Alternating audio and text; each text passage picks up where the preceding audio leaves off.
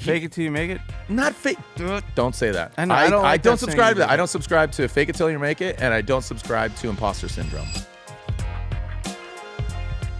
Welcome to the Full Throttle Podcast, where we talk cars, chaos, and questionable life choices made at 100 miles an hour. I'm your host, Mickey Andrade, professional wrench spinner, Skyline junkie, and living proof that bad decisions can pay off. From botched builds to track day drama, we're going to dive in today. If you guys are enjoying this podcast so far, let us know in the comments section who you'd like to see as an upcoming guest, and I'll do my best to get them on. All right, everybody, buckle up, because today we've got a legend in the house. If you've ever been to a drift event, Formula D, or basically any place where tires are screaming and cars are living sideways, then you already know this guy's voice. He's the dude that takes the chaos and cranks it to 11, the mic master, the hype man of horsepower. He's not just an announcer, he's a culture builder, a guy who's blended cars, music, style, and attitude into one giant explosion of energy that's pushed drifting and motorsports into the mainstream. From parking lots to global arenas, he's been the soundtrack, the storyteller, and even the spark plug that keeps this scene alive. Let's rip the e-brake and dive into the past, present, and future of the man they call the voice of drift, the one and only Jarod freaking DeAnda. Oh, man, I'm kind of crying, dude. Because it's just, hearing that. AI does a good job writing that. That was written by me, brother. I'm joking. I'm kind of welling up. No bullshit. Because, to really encapsulate what I've done in just a quick little Wikipedia explanation. Yeah. It's cool, man. And our history runs deep. We've seen a lot of things. We've done a lot of things. And as you said, the chaos, and it's cool, man. So thank you for having me. That's what makes it so easy to write an intro like that for you, because we have known each other for 20 two decades. plus years. Yeah. Holy shit. So, yeah. and I've seen you go from the guy that was just getting into it to where you've gotten today, which is super awesome and honorable. Oh, dude. Well, thanks for having me here. I'm so proud of you and what you've done, Mickey, and obviously Throtl, that brand, that exposure, and just building the culture, building people. Yeah, it's been a ride, man. And all that being said, it's the people, not the cars. 100%. The cars are, no pun intended, a vehicle for the extension of what you guys do. I should have added that into your intro, the king of puns, because you are pretty much the king of puns. Are they puns or are they analogies? Maybe both. Okay. You do both well. Thank you. Thank you. I appreciate it. Well, let's start at the beginning, dude. It was a cold night, October 19th, 1978. Sunnyvale, California. So I was born. I grew up in a small town called Cupertino, home of a company called Apple. Okay, you guys aren't going to need me here. I'll just... I feel like Vaughn getting Jr. You give Vaughn the microphone, just rips, dude. Like, oh, brother, we're just here, woo! The golden voice, Vaughn Gittin Jr. That's what Chris Forsberg calls him. The golden voice? The golden voice. Wow. Because they said he can basically close any deal in a business room. Wow. That's pretty good. Yeah. He said that He's on the Mark podcast. Cuban of motorsports. Yeah, basically. Because Mark Cuban, in so many words, that's what Chris was saying. Yeah. Yeah. And Mark Cuban has that quote, be careful of the guy. Or actually, other people say that about him. Be careful of the guy at the board meeting in a T-shirt. No, seriously, though. Really? Like, Mark Cuban. He sort of pioneered that. Absolutely. Yeah. Okay. I can see Vaughn being in a very, in that same light. And the people that, again, I don't know how we're just throwing it. You've worked with Vaughn, for Vaughn. Yeah. In many different capacities. All different capacities. Yeah, exactly. He's got the hands of a lover. I've organized his underwear drawer. That's a joke. But. Big bulge. Big bulge. He wears those sacks that has the extra large ones. Dude, let's get this back on track. All right. So yeah. What first pulled you into the automotive world, and did you ever think that it would turn into a career? First of all, these are non-alcoholic beers. That's okay. You can drink alcoholic beers, non-alcoholic beers, whiskey. I don't care. These are non-alcoholic beers. So this is your podcast. No, it's yours. So thank you again. What got me in? Coincidentally, we and Throtl HQ is in San Diego, California. So driving here started sucking my thumb because I had flashbacks of young Jarod DeAnda hanging out and street racing Upper Sereno, Lower Sereno, Firehouse, Kearney Villa, Mira Mesa, driving through Rainbow. I grew up street racing in San Diego, man. Which is so cool. Well, first of all, I knew that, but you have something in common with Nick Fusecki's from Falcon Tire, who also grew up street racing down here. And what's funny is that this location where our shop is, a lot of the guys here had no clue that this was the mecca of San Diego street racing. Holy just cow. 20, 25, 30 years ago. Figure 95, 95, 94, literally this cul-de-sac. I remember, oh my gosh, Eric something. I was part of a crew called Team Fusion, and I grew up in Poway. My homies, dude, gosh, I'm just sorry. I'm just like getting to that core memory. And there was you like gotta dig deep. Yeah, dude, because it was like the sect of LA and see me, that whole area, and then San Diego. And we had again, from Rainbow to 8th Street, which is all the way down near the border, San Ysidro. And we had tracks. And I grew up, and my mom knew where I was going, but I was really respectful. Like, I didn't do drugs, didn't drink. Like, I was a really, really good kid, bit of a latchkey kid. But my hot rod was a Civic EK. But before that, I had homies that had cars, and I'd go to the street races, Wild Animal Park. Now it's Wild Safari Park or whatever. Yeah. But literally, this street right here played a major role in my life. This cul-de-sac here, I remember this dude from here, he had an EF, like a B16, and like, oh man, the CRX with this and that. The Honda tuning world is where I really cut my teeth. I mean, big cop bus on Mira Mesa Boulevard, blocking in the parking lot and popping hoods for hours. Kids got reprimanded and got tickets for being out too late. Wow. It was crazy, dude. Not racing. Not racing, just being and hanging. But then the hoods got popped and like carb stickers and this and that. Yeah. So that's the real short of it. Dang. But it was cool to see that. Pan Auto. I worked at Group 5 Motorsports, which is just down the road. We were the first ever to import Tomei flywheels. I went to Tokyo Auto Salon in '99. Oh my gosh. Yeah. We imported Spoon. Ben Ma, who owned the shop. He was the second ever to have the wide body Feels kit after LJ Garcia. Oh, the EK one. Yeah, the EK one. Because I had an EK. Ben Ma bought one and just shit on me because he just leveled up. It was gaudy as shit. Had more Bondo on that thing than a Bondo bucket. Yeah. But it was cool. But San Diego plays a major role. That's why I even asked my son Parker. I was like, "Yo, what should I wear?" And I just got this hat from Diet Starts Monday. They did a collab, and it's kind of a flex. And Diet Starts Monday SD collab. Yeah, Padres are kind of, speaking of shit in the bed against these damn Dodgers. They're too damn good. But SD is where I primarily grew up. I was born in Northern California. Parents divorced. I grew up in Poway. That's so cool. It is. Yeah. It's just such an odd, weird little thing. Home of Blink-182. I went to high school, or actually I saw Travis yesterday, actually. I saw that. I saw him. He's at Monterey. You put up that photo and video. I had to stop what I was doing so that he could enter. Really? Pebble Beach. Yeah, I was the first one to walk up the sidewalk, and they stopped me. So I was right there in the front. And I didn't know why they were stopping me. But this Cadillac pulls up, and Travis Barker gets out. He's like 20 feet away from me. And they were worried that people were going to harass, jump him or fanfare or whatever. Not like in a bad way, but come up to him at autographs and stuff like that. And I think they were trying to film something or whatever. But crazy about San Diego and Poway, sombreros. She brings me Mexican fruit from sombreros. That lyric, sombreros is where I went. Like legit before Blink. Do you know the sombreros in Carmel Mountain Ranch? There's the sombreros, and that's where they went all the time because I went to Poway High.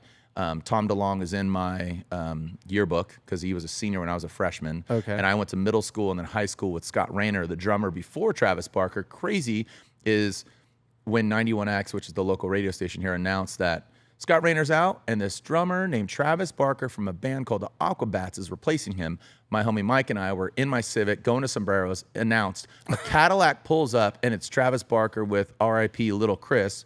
He tragically died in that plane crash or the crash that, DJ AM, Little Chris, and the other guy who passed, unfortunately. They were pulling up to Sombreros.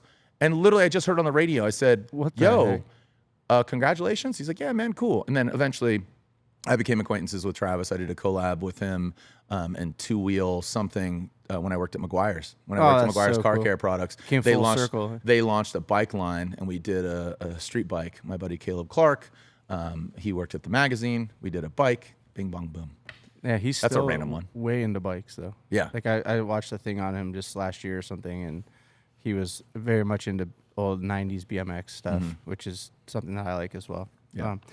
Well, that's cool. So San Diego. You would say your career started here in San Diego. For those that don't know you as well as I do, how did you sort of cut your teeth in announcing?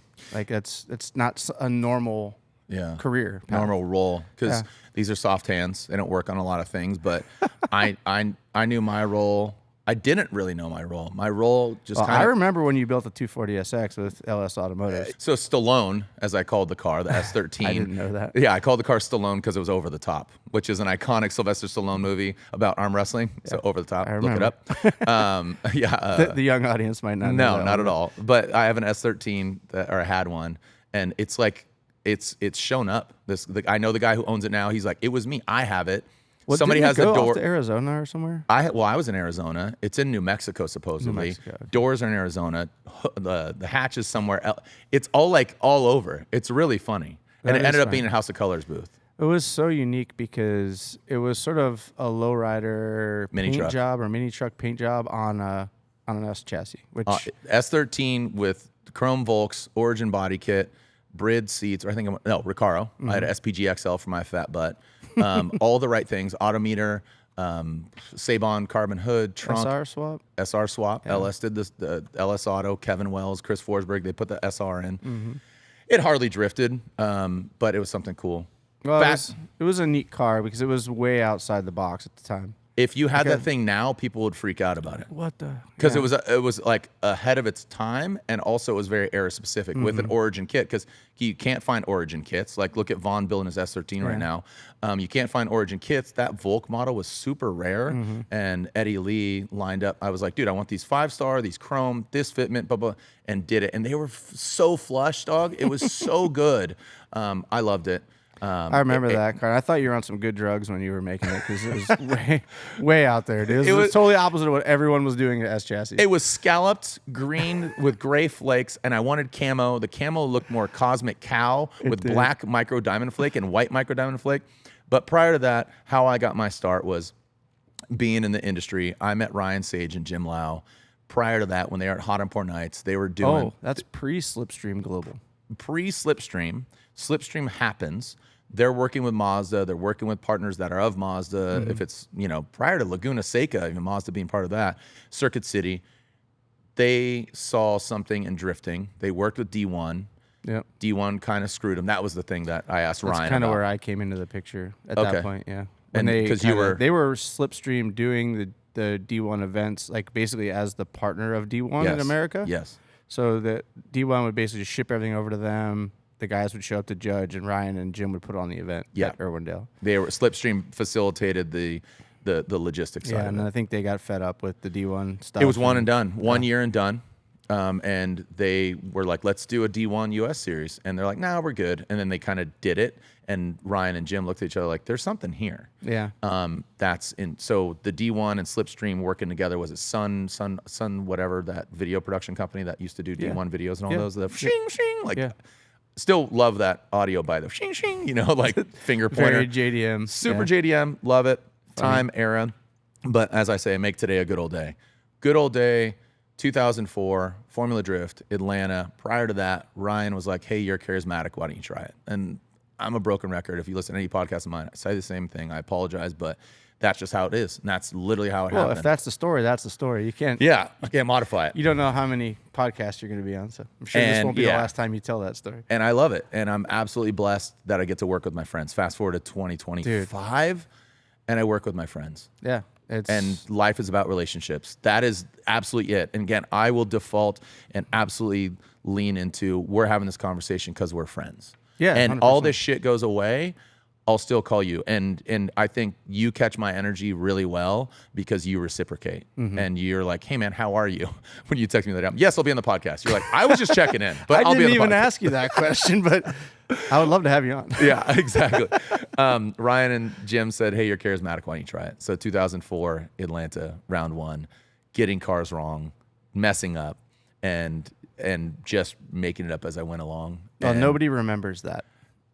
I was there, and I don't remember that. So I do, but it doesn't live rent-free. It's just like, wow, I was, oh my God, how old? 2004, 24, 25? That's how it's going to be in 4 years when I look back and look at these podcasts. So it's so sick. And now my son Parker wants to get into it, and he's announcing certain things. He's worked with Rockstar, doing some events. He did a Hot Wheels event I couldn't make one in Atlanta 2 years ago. 16, flew by himself, did a Hot Wheels Legend stop by himself. Wow. Most recently, he did an internship at Disney. Awesome. That was really cool. He announced some Electrify skateboarding league. So the opportunity That's so cool. arose because Ryan said, "You're charismatic. Why don't you try it?" So you owe a lot to Ryan. I will forever not be indebted, but thankful and grateful for Ryan and Jim. Yeah, they put you in. They did. They tapped me and said, "Hey," and obviously it's paid off for multitude of companies and people. Yeah. Like I said, just defaulting back to the people. So you're known as the voice of Formula D specifically, but you've also done obviously other events like Mad Mike's Summer Bash, and you get hired to do a lot of announcing events even outside of drifting. I know you did some X Games stuff, and you did was it Rallycross or Nitro Cross, Nitro Cross. That was the most recent iteration. Yeah. Red Bull Global Rallycross, Rally at X Games, both stage rally and Rallycross at like Home Depot Center with Colin McRae, ACP flipping his car, Ken Block. Remember that? All these things. And like I've done, I always like to drop this one. They're like, okay, so what do you do? Like I was just at a Snap-on convention, right? I work with Snap-on pretty heavily, so sorry if that conflicts with any of your sponsors. But Does not. Okay. I work with Snap-on and have for 10 years. It's evolved over time, hosting content and then doing some consulting. Love that company, 105-year-old tool company.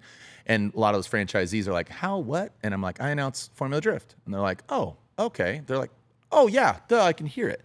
And and it's evolved into, I've done, this is a good one, heavy metal karaoke costume contest at Comic-Con for Scion. Wow. Yeah. Okay. Yeah, and it was legit, and that's where I met Anthony Bourdain. I saw Bourdain. I was walking to San Diego Comic-Con, and I like checked myself, and he was in a lobby, and I'm glad I stopped and said something. He was nothing but engaging, and he was with the writer of the graphic novel that he created, like Jiro Saves the World or something about that.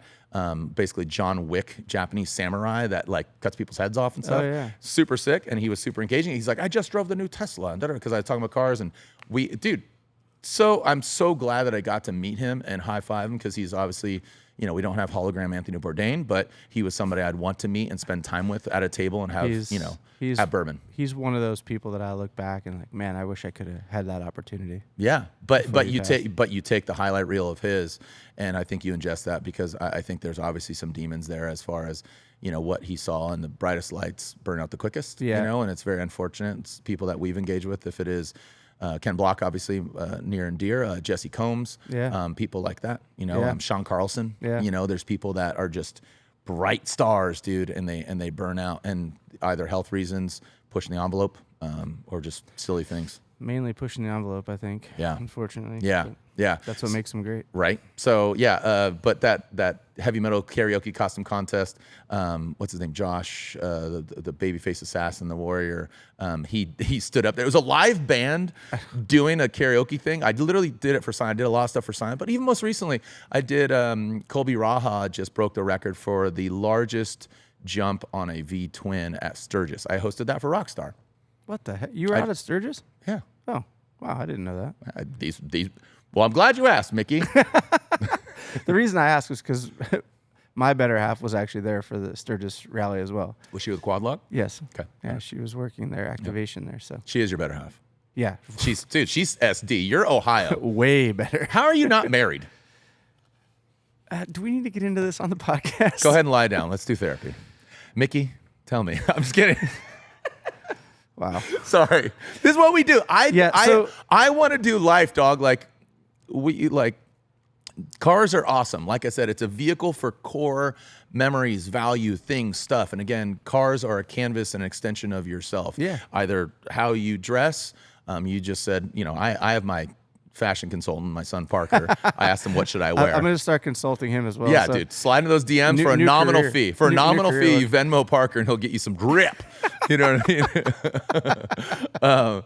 But I know people want to hear cool stories and clickbait and stuff. So, I'd love to just drop some random heater right now, but I got nothing. Yeah. Oh, really? You got nothing? That's a first. You'll unveil. That grain of sand turns into a pearl. All right, let's go then. You've always brought in elements of music, hip hop, and skate culture into the way you present the car culture. Where did that influence come from? San Diego, man. San Diego is just such an epicenter. My buddy Keith Sarlos, who owns a winery up in Los Olivos, which is just near Solvang, Santa Barbara. I've been through there. Yeah, it's a beautiful part of the world. Mm-hmm. it's kind of a little blue collar, little wine country, a little cowboy, a little surf, right? and a little weird. And a little weird. I like it that. is like Reagan's estates up there. Yeah. But and I know Lucy Block she had a sticker on her car, and it says, I live where you vacation. San Diego is one of those places. Yeah, it is. San Diego is absolutely a place where people would love to retire.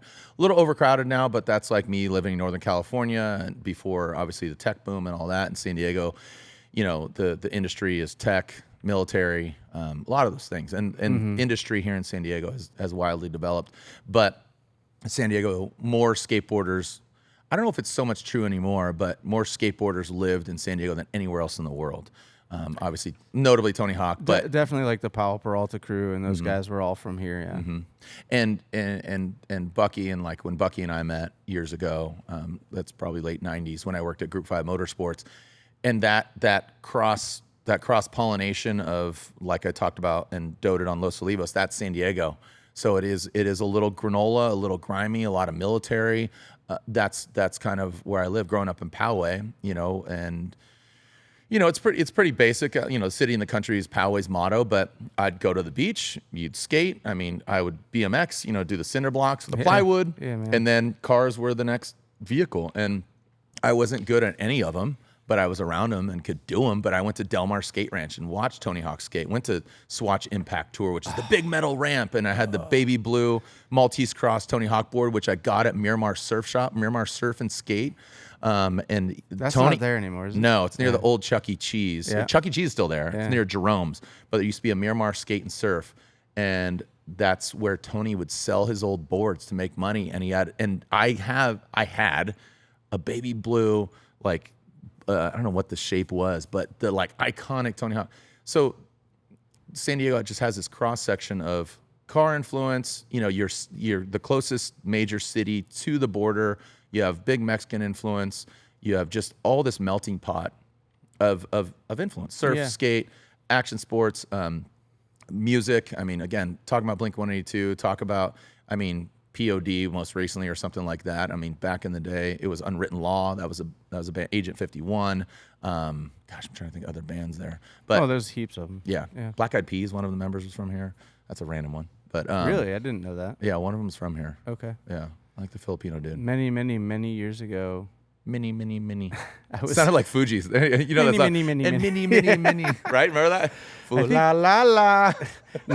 Nick from Falcon and I were called by one of the recruiter or like the local talent agents to bring up cars for one of their videos. It was called Bebo or something like that. Okay. And you can actually see my black S13 convertible in that video, and Nick's car, and which one of Nick's? RJ DeVera was there because he's Filipino, right? Yeah. So it was a Filipino song. Oh, really? The lyrics were actually Tagalog? Yeah, it was they actually probably had like Tagalog the in it. lyrics. I didn't understand them, but it was never a big hit for them. But they did film a video for it, and so there was Abe, the guy that wears the big wheel around his neck at SEMA and stuff. He was there, and they brought out like some of the Filipino Hot Import Nights models. It was a very Filipino scene, but they also needed a lot of cars. Cool. So they just called in anybody that they knew that had cool cars. I think RJ was my hook for that one. Yeah, and then Nick as well, but. I didn't know that they had roots here in San Diego. That's very cool. Yeah, I don't quote me on that. I mean, Jamie, look it up. Somebody will look it up. No, that was I asked you before we rolled. I'm like, what's your favorite podcast? You're like, I don't listen to them. I say that because I didn't say I don't listen to them. You asked me what was my favorite one. I said I don't have a favorite. Okay, all right. I digress. My bad. But it's like a musician not listening to other music because you don't want to get influenced. And that's it. I also don't watch a lot of YouTube videos. I don't either. Because we do YouTube every day. There's too much. It's not that I'm not interested in it. I am. But I also want what I'm doing to be pure.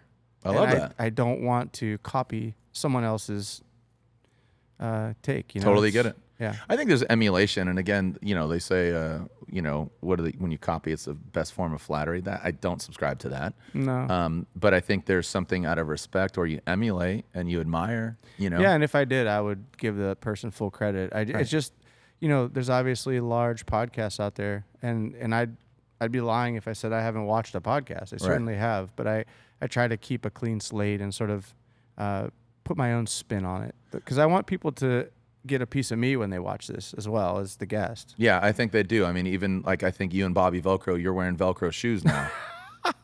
Dude, how did you remember that? Because he was working with Vaughn again. No way. Yeah, Bobby Velcro made a cameo like a couple of years ago, and he's like working with Vaughn. You know you're going to have to back this way up. I'm trying to... you brought Bobby in, right? No. Or who brought Bobby in? No, he was okay. Mustang Racing. Bobby Velcro. I don't even know Bobby's real last name. This goes back to like 2008 or 9. Mm-hmm. We're at... Well, I'm working for Vaughn, Yeah. Gittin Jr. at the time for his RTR drift program. And you always need people to help, right? Mm-hmm. So it's prepping the cars, it's making sure the tires get changed and all that stuff. So we have a slew of guys working for the team. This guy, Bobby, joins the team out of nowhere. I'd never met him before, shows up in Vegas, I think for SEMA. It was either SEMA or Wisconsin. I can't remember. I remember an Italian restaurant, and I want to say it might have been Hyperfest, to be honest. I don't know. Doesn't matter. You might be right. It does. There's nobody could check Okay, us. but you're going to have to tell me the Italian restaurant story because I don't remember that at all. It was like 2 stories and like a bootleg Mimi's Cafe in the middle of nowhere. It was like Fifi's Cafe. It was like just some Virginia rip-off. Some Virginia Timu Mimi's, which I don't know. Like let's shoot for the moon. Mimi's are closed now, though. I know, dude. Anyway. That carrot bread and dude, the pot roast. It was bomb. Yeah, it was. Bobby Velcro got his name. His name was Bobby, but he always wore Velcro shoes. Velcro so I gave him the shoes, nickname Bobby Velcro, and he still wears Velcro shoes, and his kid wears Velcro shoes now. Dude, talk about legacy. The apple don't fall far from the tree. The Velcro does not. Actually, sorry, hook and loop closure. We don't know if he has a licensing deal because Velcro is a brand like Kleenex. Yes. Facial Jell-O. tissue. Facial tissue. Not Kleenex, right? Okay, so Bobby Hook and Loop. We can change the subject. Shout out Bobby Velcro. Yeah, we can change it. We don't have to get into that. Yeah. But he worked for Vaughn's team, and he wore that nickname, and still does apparently. Yeah, I mean, you don't question A grown man in Velcro shoes has to catch a nickname. Absolutely. Like, I don't know how he has a kid wearing Velcro shoes. She's like, don't take them off, babe. Well, we've steered a little bit. We steered a little bit away from for how you Lineage and history. used your where you got your influence from, and I think you answered that quite well with San Diego. And I guess I kind of knew that already because I'm here, Yeah. and I see that you apply a lot of that stuff from what you learned here as a kid and what you grew up with.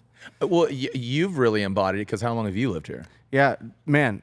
Funny enough, Yep. I'm on my way back from Monterey yesterday with Evan in the BMW. We're just cruising back, and we're just chopping it up. And I don't know what I was thinking about, but I'm like, hey, Evan, I just realized that I've actually been in California now longer than I was in Ohio. I've literally just passed that threshold within the last few months. Yeah, so I'm actually now a Californian, which I didn't think I'd ever see the day. That I would think say you that. embody, and again, it's like an Australian or an English person. Somebody has an accent that lives in the Midwest or lives in California. And it's funny because people say, because California has a nondescript accent, not like the Southern or not like East Coast, right? Boston or something like that. Yeah. California has a pretty generic vanilla accent, but it's more of the, Well, the it's the vernacular interstitions. and- Sick, yeah. bro, dude, thing, stuff. Bro. Stoked. Like. Yeah. The word like in itself. Just the word. That was a Valley thing. So right? like that was a LA so Valley. it's a placeholder. Like instead of Oh, I it's thought like. that came from like the Valley Girls from. So like yeah, like back in the day. Why are you talking like this? Have you seen that Louder Milk Yeah. video where he goes like, "Why are you talking like this? Talking like what?" He's like this, right? And then she goes, "You're a dick, bro." She's like, "Yes, do that, do that." That's correct. Dude, oh my god, like vocal You gotta fry, stop doing that. vocal fry, dude. I don't know what you're talking about, dude. That growl, ugh. Yeah, Ugh. I hate Sorry. it. I hate it. Sorry, That's why if you talk like that. I need you to stop. We're gonna have to stop this pod. Like that. What's that Bobby chick that got in trouble? She divorced her husband. She did the Drake podcast and all that in bed or whatever. Bobby something. I don't know. And she taught. Yeah, you don't listen to podcasts. I get it. So with my announcing, try self-taught. Also, run it back real quick. No former prior training in announcing. Make it up as I went along. Similar to you. Yeah. Learning to wrench on cars. You make your Fake it till you make it. not fake.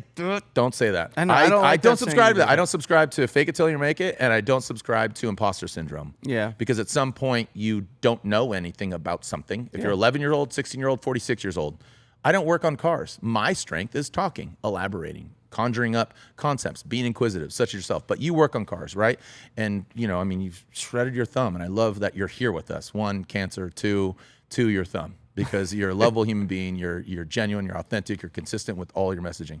Thank you. Imposter syndrome is something where you acknowledge that I don't know something, and you're not faking it till you're making it. You don't know everything when you're born. LeBron James, Tiger Woods, name X, whatever it may be, the unknown. You have to start somewhere. Yeah. So that's even a professional role. Somebody just doesn't become president of a company. Right. They have to learn. You work your way up. In and out. You start on the fryer, you work your way to the top. Great business structure. They give you the tools for success. Enterprise Rent-A-Car. I worked at Enterprise Rent-A-Car for a year and a half during 9/11. When I hindsight looking at it, I loved reading aloud in class. Hey, who wants to read? Boom. I love reading. I don't even love reading books. I just loved reading out loud. Oh, okay. And I was the class clown. Yeah. Didn't get voted it because I wasn't the most popular kid. I was chubby, weird, spiked hair, all that stuff. And I was young. I graduated when I was 17, not because I was smart, but because I never did like the Texas two-step or anything like that. I wasn't good at sports. Jack of all trades, master at none. Yeah. And I had this opportunity, again, with the drifting stuff. But hindsight, another funny story is 7th grade, Mr. Curtis, he was like, I don't even know what class it was in, social studies or something like that. And my best friend since 4th grade, Michael Osugeda, we were in the back of the class, 7th grade, Twin Peaks, Poway. He says, Jarod DeAnda, he didn't say Jarod DeAnda. Jarod, get up here. I said, what? He's like, I heard you talking. I said, Mike was talking too. He says, I only heard you. So my voice can really cut through a lot of silence if I want to. And that is maybe a little foreshadowing in it. And again, just reading aloud, enjoying that.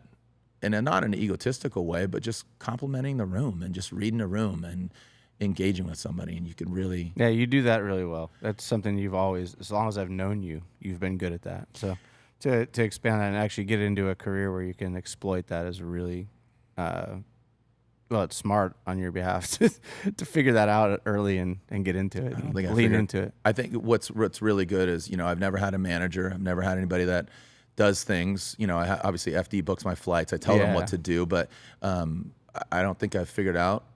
But me not having a manager maybe could help or hurt because I would love somebody to help me, but and not in an egotistical way. But I need somebody who loves me more than me, and that's a manager, right? And that is somebody that's going to emulsify the opportunity that you have that exists within you to really water that plant, because don't water the weeds. There's none. I'm just going to throw some metaphors out that I throw, but don't water the weeds because those weeds aren't fruitful. But the most fruitful produce, the most beautiful flowers grow from shit, and that's called fertilizer. So metaphorically, sometimes you got to go through shit to create good produce, and that could be either smelling the flowers or it could be the fruitful flower or the fruitful fruit. I haven't heard that one before.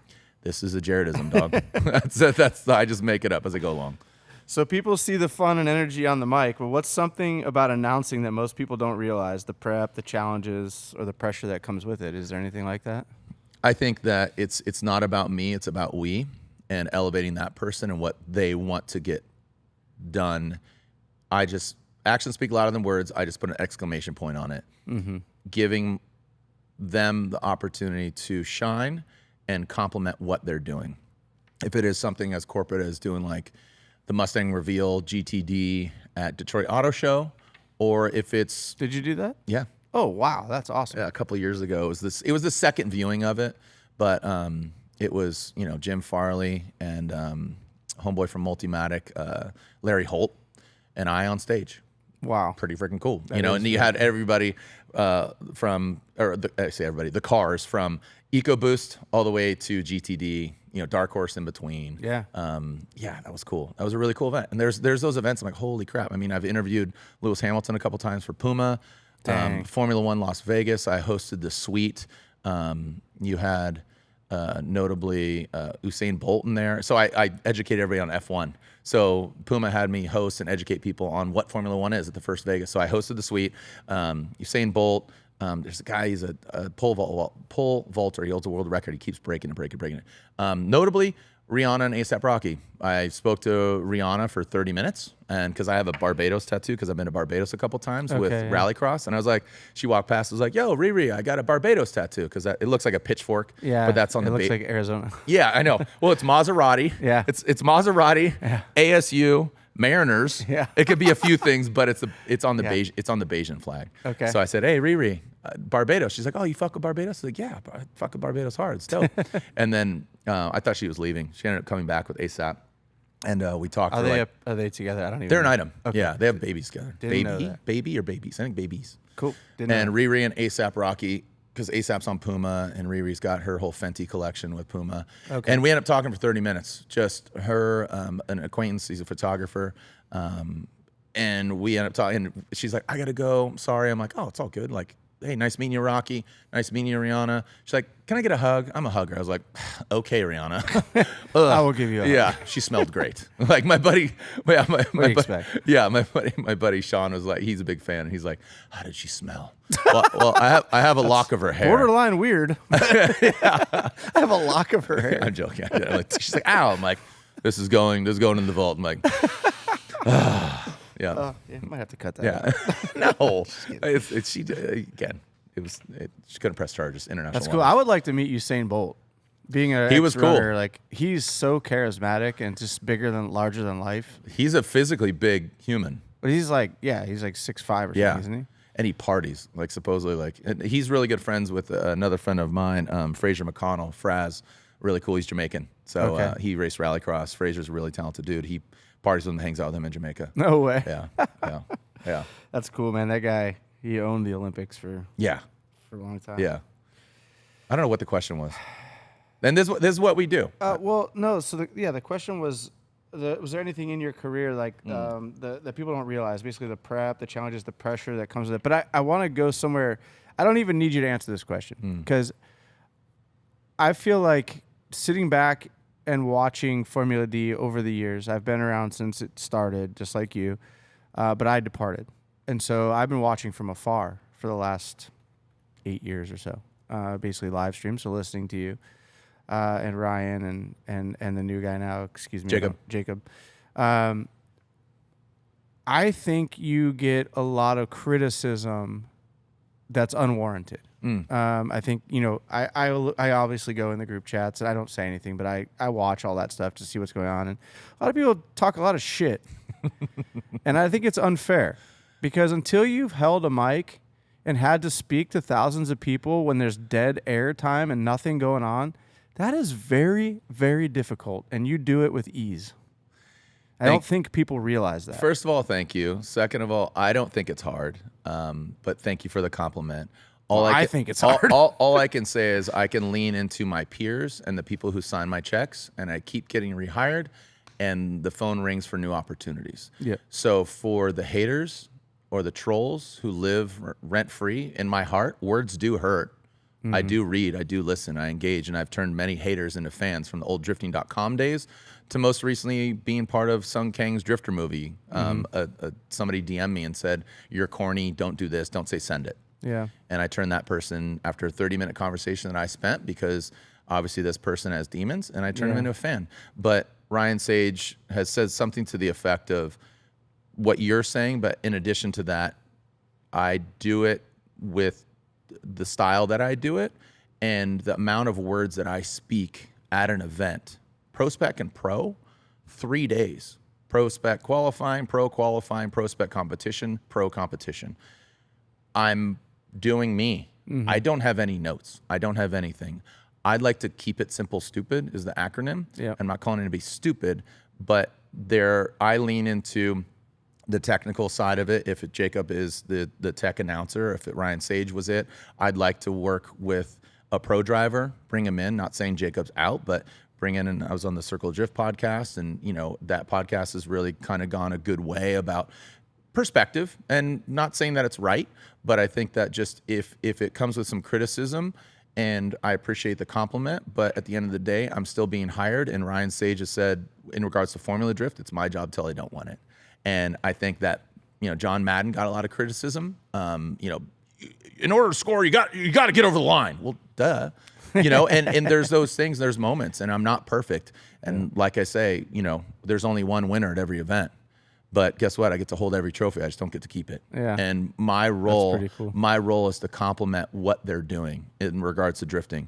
And again, going to Edmonton, do an event, as the guy who criticized me, I said, cool, man. Well, I just got back from Goodwood Festival Speed. I'm about to pack my stuff right now. I just got off the phone with Chelsea Denofa and Chris Forsberg and Larry Chen. And I'm not name dropping for the sake of this, but this is where I'm going next. I'm going to go to, New Jersey and go do this, and I'm going to go to that, and then I'm going to go to World Time Attack Challenge, and then come home, and then I'm going to go to Mad Mike Summer Bash. And there's nothing much can be said. I can't hear you. I can't hear you because I'm on a plane traveling, experiencing life to the utmost. Yeah. And it's a bit of a humble brag, but I work with my friends, and my friends love me. And if you're hating, show me the doll where they hurt you.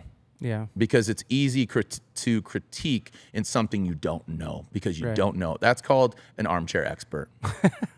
And you can sit you could sit in your parents' basement and think whatever you want, but at the end of the day, I'm doing it, or at least trying, and I'll fail, and I'll fail hard, and then I'll win from that. Back to my analogy. Don't water the weeds. Yeah.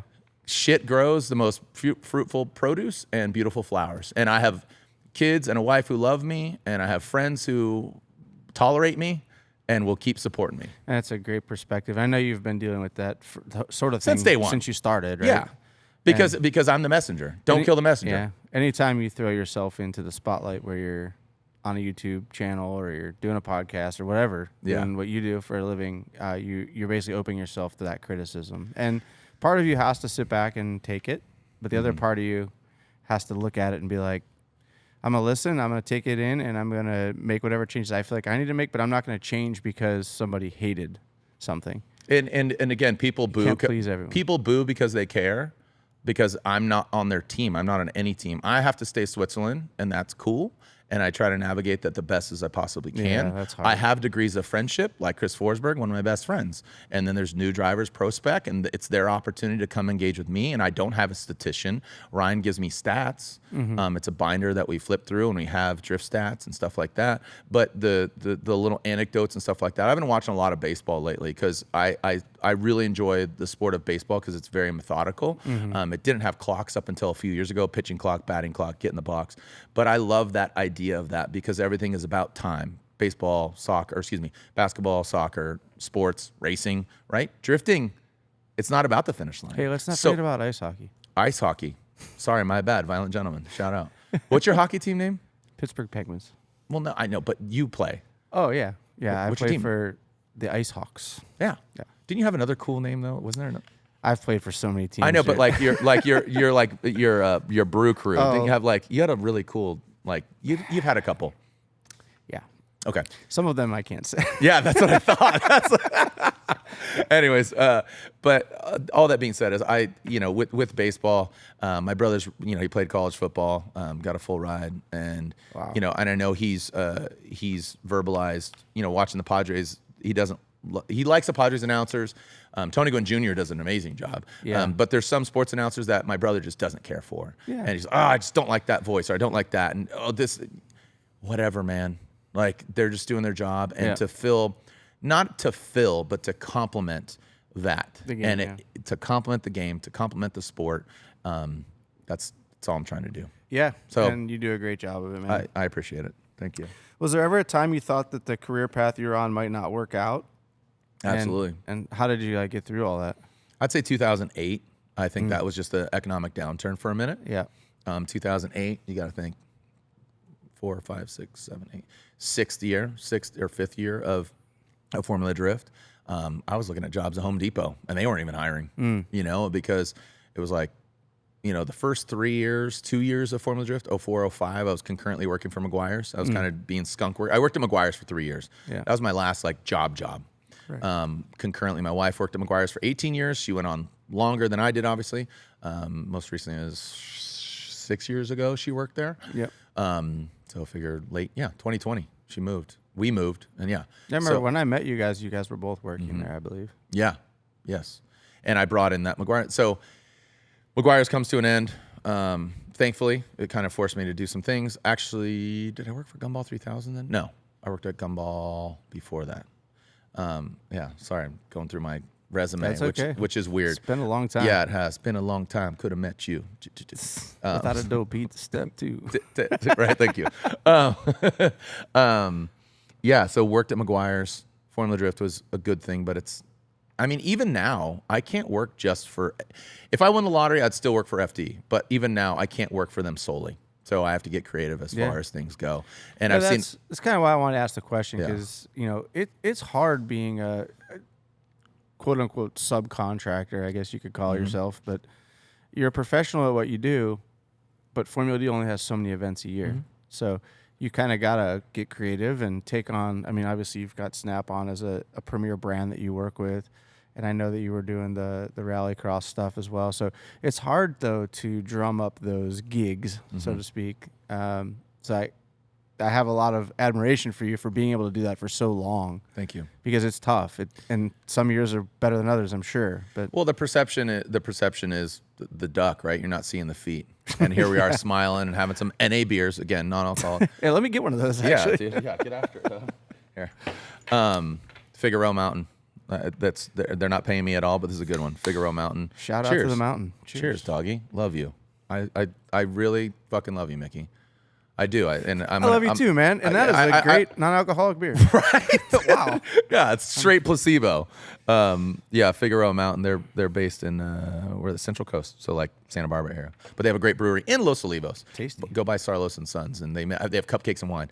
Thank you for the admiration. I just want to go to the mountaintops. Can we just say we're best friends? I just want to go to the. Sorry, I'm shouting out super bad. Remember, it's like, can we? Yes. Boop boop boop when they boops his nose. My hustle is just that. It's not hustling. It's being transparent, being honest, reaching out to partners and people. You look at somebody like Larry Chen about monetizing his passion and getting creative.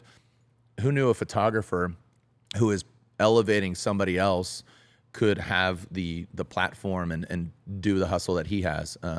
And it's cool to see that, because seeing you. Cool. It is really cool, and it's just another component. And I look at a lot of content creators. I'm like, dude, heck yeah! If it is, most with you guys doing your content, you, Ricky, Evan, Tej doing his thing, Cletus, Adam LZ. Everybody has this different brand, man, and it's just like ice cream. I'm Mint Chip, you're Rocky Road.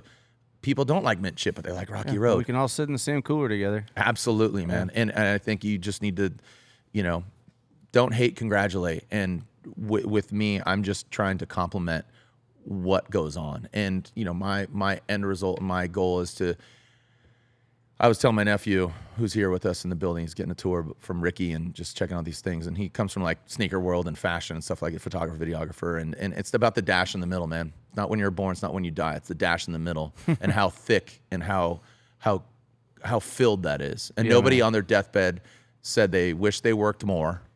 And nobody said they wish they golf less. I'm joking. I golf a lot. So I gotta not get in the feels, because that's what I want to be is somebody that you can call. I want to be a 2 a.m. call. Yeah. And say like, hey you man, are for me. I want to thank you, and I just want to be there for people, both on track and off track. Yeah. Well, and you're very good at it, man. And I professionally, I want to do more. So content creation, or I'd like to be behind the scenes. I mean, really? Yeah. I don't think you can ever be a behind the scenes guy. I mean, I've known you for a long time, dude. Contrary to popular belief, it's not just about me. I want to direct. I want to be part of a team, because at the end of the day, I am surrounded by a lot of friends, but sometimes it's lonely, dog. Yeah. Like I'm in a hotel room or whatever, and I'm announcing a lot of things. But even FD, like when they land, Jared's Ubering. Nobody's picking me up. I'm Ubering. Yeah. I'm going to the hotel room, getting my NA beers as of recent, and I'm just, just chilling. Or I go do this. But eat local, drink local, get tattooed local. That's my motto. Yeah. So you do all that. I do, and I try to. I was just in Edmonton. Now my big thing is golf. I bring my sticks. Literally, I was in Seattle for Formula Drift. Landed. My homie Randy picked me up. We went to the Type S Night Lights. That was Thursday night. FD Friday, Saturday. Golfed Sunday. Caught a flight Monday. Went to Edmonton.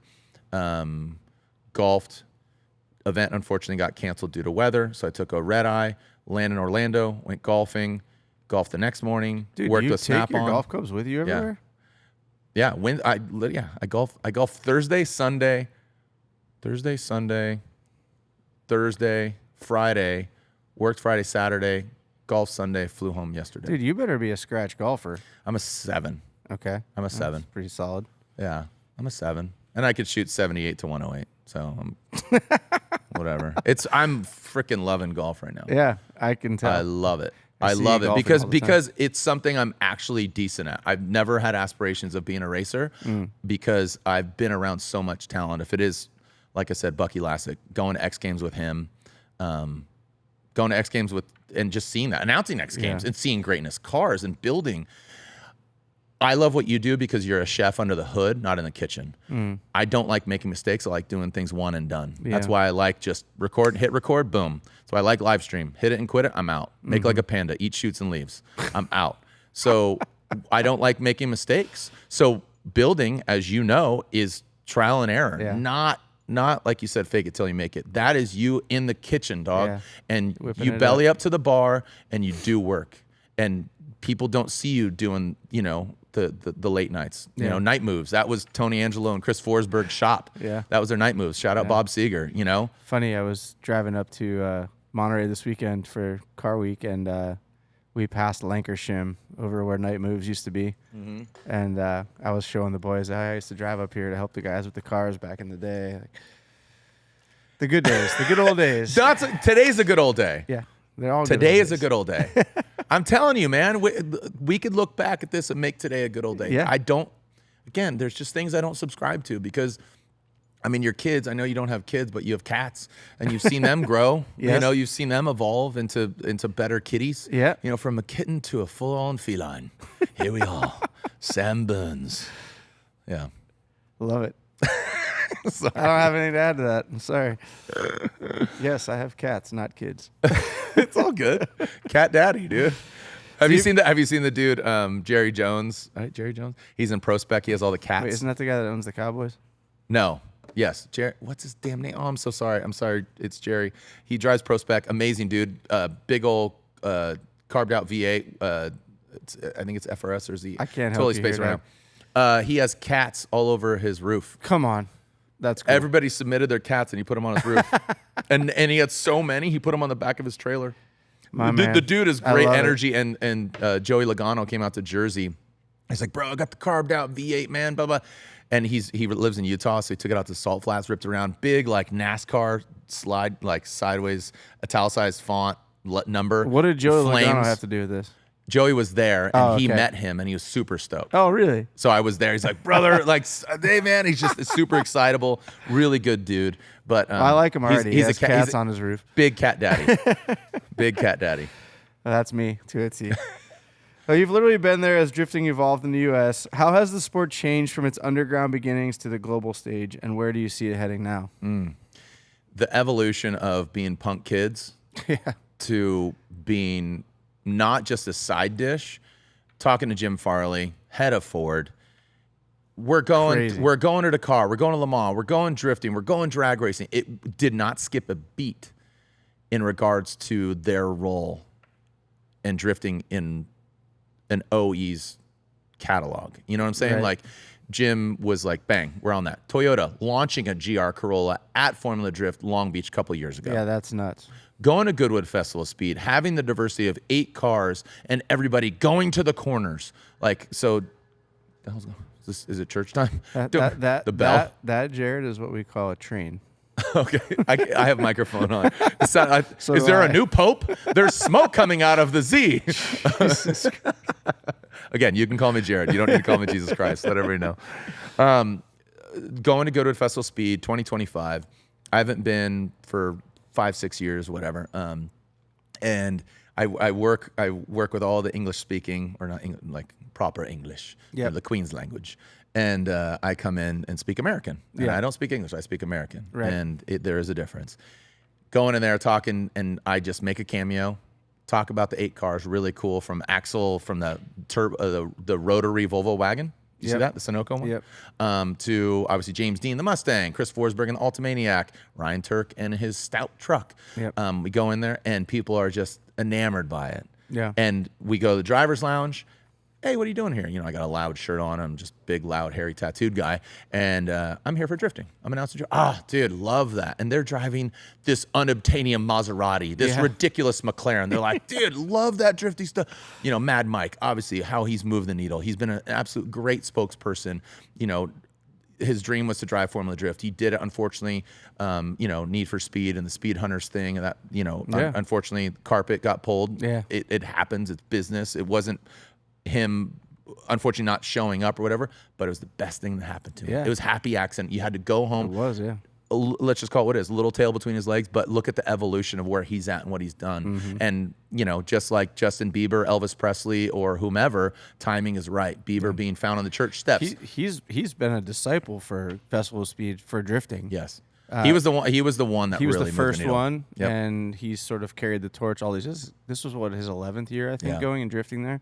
And I don't know if I can say this, but You're gonna anyways. I saw him this weekend at Monterey, and he told me the story about this year, about how he was asked to drive a NASCAR up the hill. And Yeah, it was broke because He broke it. Well, there's more to it than that. Oh. So it's a Red Bull NASCAR, so he fits the bill. First, I don't know the details, but apparently the driver that was supposed to drive the car couldn't get it to stay sideways. So he, in other words, couldn't drift the NASCAR. Right. So they yanked the guy out of the car and put Mike in it. So Mike's told, the car in front of you is having power issues, but we need to keep this show moving.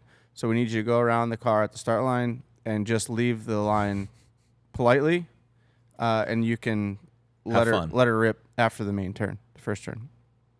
So what does Mike do? He does a rolling burnout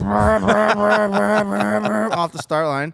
And then there's the guy, the steward, how they wear their white suits. Yep. He's doing this number to Mike, and Mike just starts doing donuts around him and then stops with the car facing him. It's just smoke just billowing out from behind the car. And he said he carried on. He went around the guy. He went up the hill, got to the top, and he heard over the mic, "We're probably going to be in the shit for this one."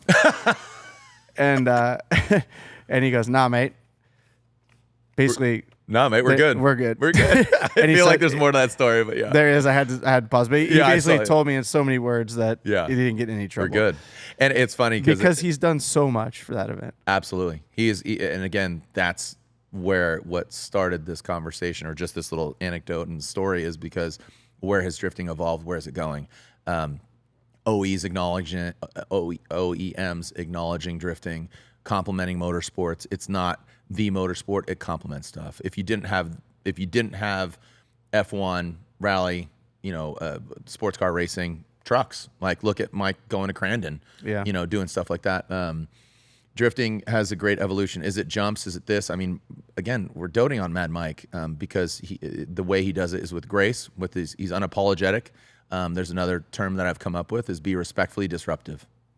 And that means that the parameters, the sandbox, you have the borders. If you're a kid and you have the buckets and the trucks, but you have that, I'm just envisioning, just if you will, follow me. The 2x6 border. The 2x6 border, smoothed out. The wood is smoothed out, so there's no splinters, but it's seen a lot of things. Yeah. And you're there in the sandbox and you're building castles, but you break them down and you build them up. You make your track, you do your things. You know the parameters. And that's like me I'm a member at a country club. You got to have a collared shirt, has to be tucked in, hat forward, no denim. But I wouldn't make it there. I had Twitch, Jeremy Twitch Stenberg. Yeah. Twitch came out. He's like, "I've never tucked in my shirt." Well, you gotta. So Mike has done a good job of being respectfully disruptive, not compromising his brand, but evolving and adapting to the environment. Not changing, but adapting. And there's a little bit of sand outside the sandbox, I think. I don't think so. I really don't think so. I don't think so, because the Duke of Richmond loves it. Yeah. And, I did stadium super trucks, right? And,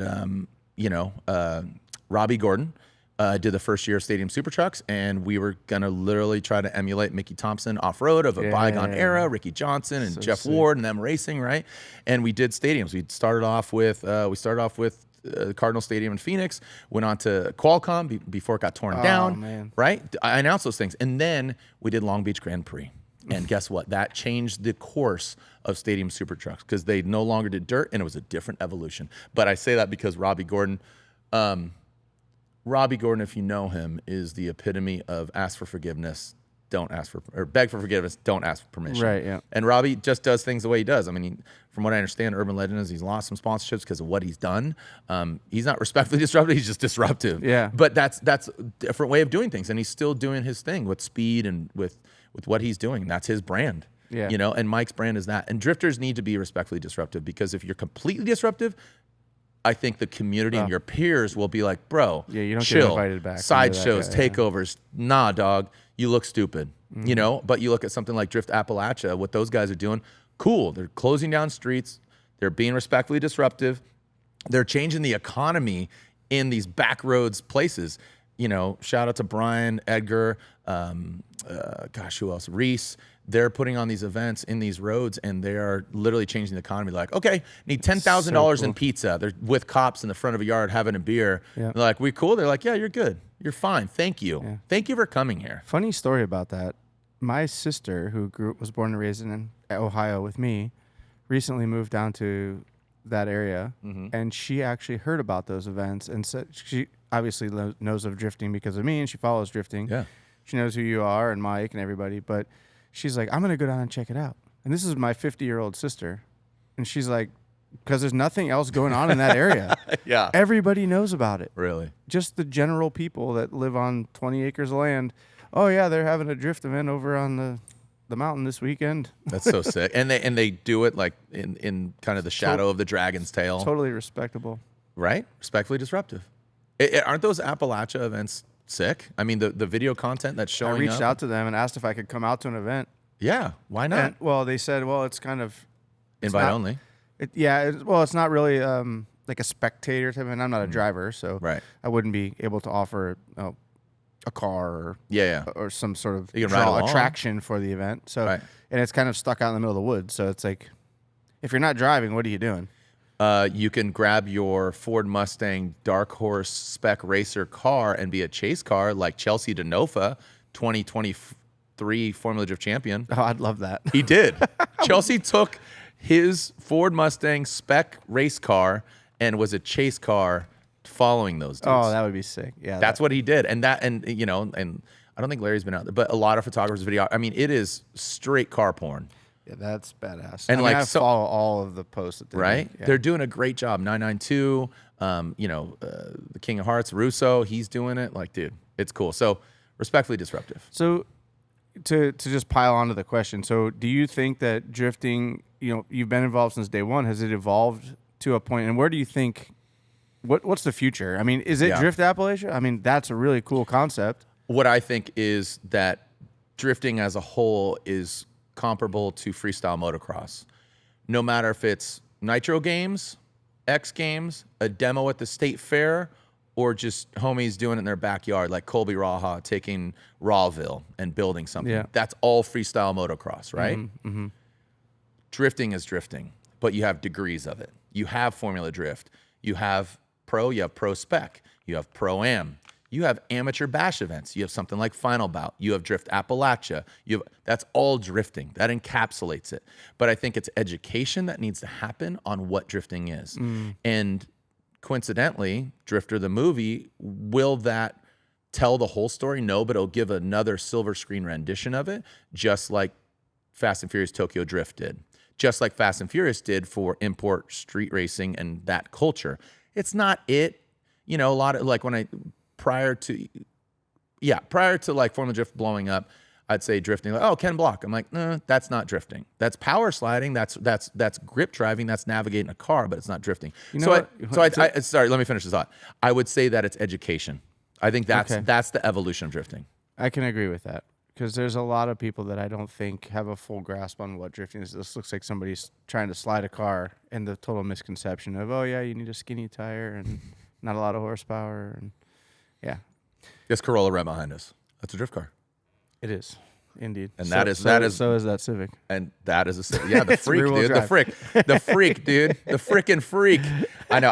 I'm dude. I still, like there's those shows where it's like, overhauling. Shout out Chris Jacobs and obviously Chip Foose. But if anybody, if anybody wants to do like an overhauling, just an EK. EK is like a dope EK, doesn't need to be gaudy. Something like Nads, what he has. It's the best. Dude, that was my gateway drug. Yeah. If I had my first car was a 1976 Chrysler Cordoba. My grandpa, that's his plane, by the way, on his arm. My grandpa passed away about 4 years ago. On your arm. On my arm. Yeah, it's my grandpa's plane. What did I say, on his arm? On his arm. Okay, on my arm. That's his plane on my arm. He bought this 76 Chrysler Cordoba. Wouldn't start. Just bad. I got stranded at my school multiple times. Family ponied up, my grandparents and my mom, $9,500 for a brand new Civic CX EK, 96 Civic hatchback. Yeah. No stereo, no rear windshield wiper because it wasn't a DX. Wind up, roll up windows.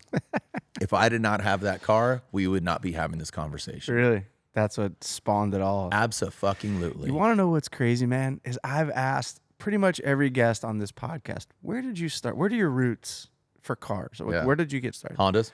Hondas across the board. Because Bucky, Dustin, me. Bucky's Volkswagen.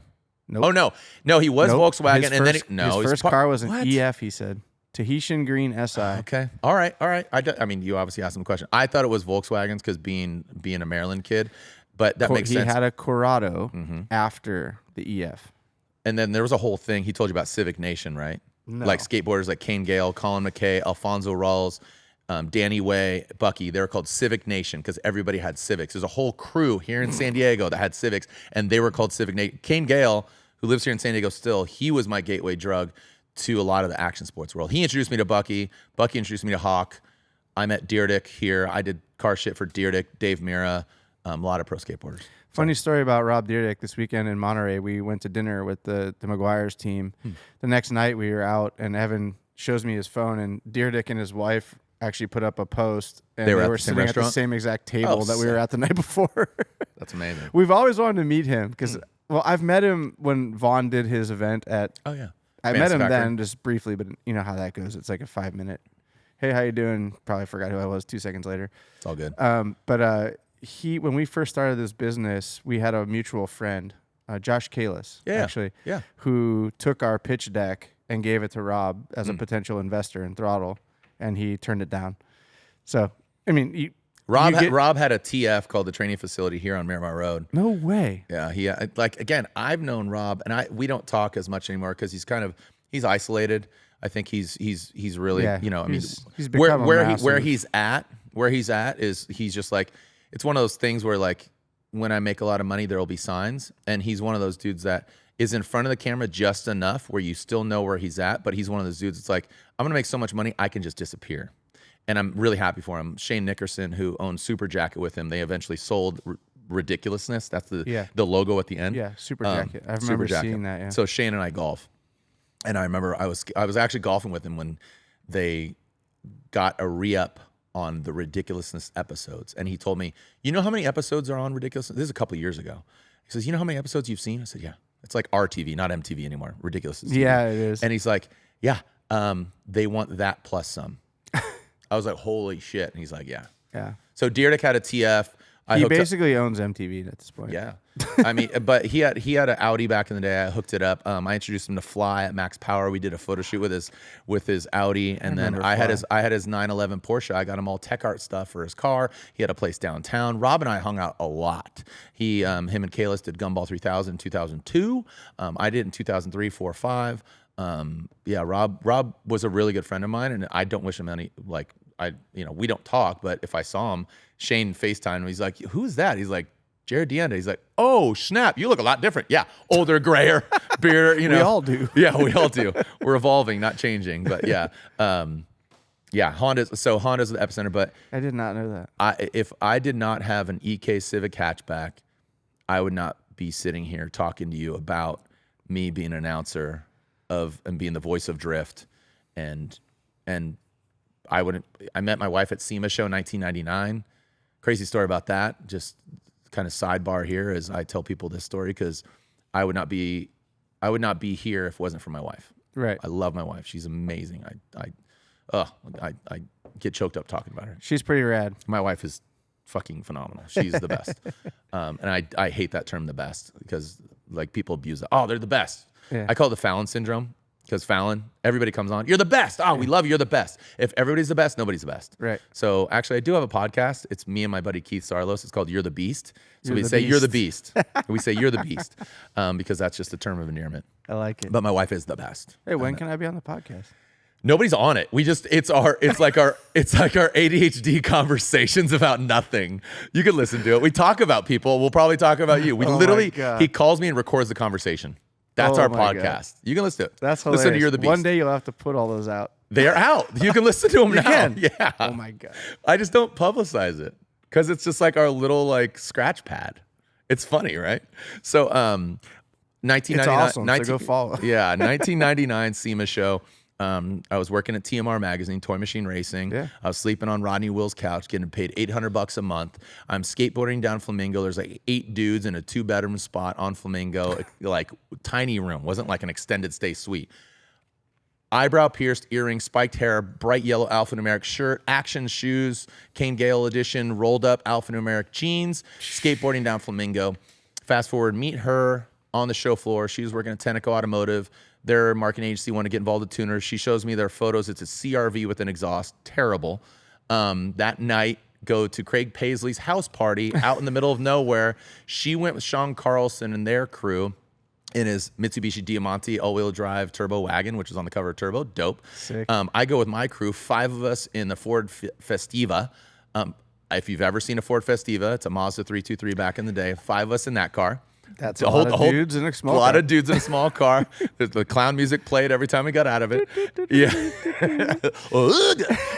We get out. We go to the party. I just turned 21, so I beeline to the bar. But before that, she's sitting in a chair, and she says, hey, and I'm above her. She says, hey, nice. Oh, hey, cool. Oh, nice meeting you. I'm terrible, like, pick up if somebody's into me at all. Yeah, like, yeah. And obviously I'm lovingly devoted to my wife. Yes. Fast forward, so she keeps bringing me drinks at the bar, but I'm already at the bar. Anyways, she goes, hey, and like time goes by, don't know how much. My buddy Matt and I are talking. She's like, hey, we're leaving. And I said, cool, like whatever, And then she's like, do you want to go? I'm like, I'm like, guys, should I like, I go over, I'm like, hey, should I leave? Total, like, I'm 21, You're not dog. reading the room. Not reading the room at all. Hey, should I, like, bro, just go. I'm like, okay. So we ride set in the back, 30 minutes back to Old Vegas. For whatever reason, I'm sharing. I'm not oversharing. This is just a beautiful part of our story. The hatch opens and we run. We run away from them, but we're so in sync. Like we don't want to be with them. We want to be with each other. That's cool. Man. And we went off and ran. The first song we ever danced to was Earth, Wind and Fire, September, performed by the Boogie Nights with a K. And fast forward, another crazy story. The fact that you remember this is insane. And it is insane, and it just feeds into how blessed I am. Yeah. And I'm not saying that from a biblical standpoint. The word is over abused, but how much beautiful things have just happened.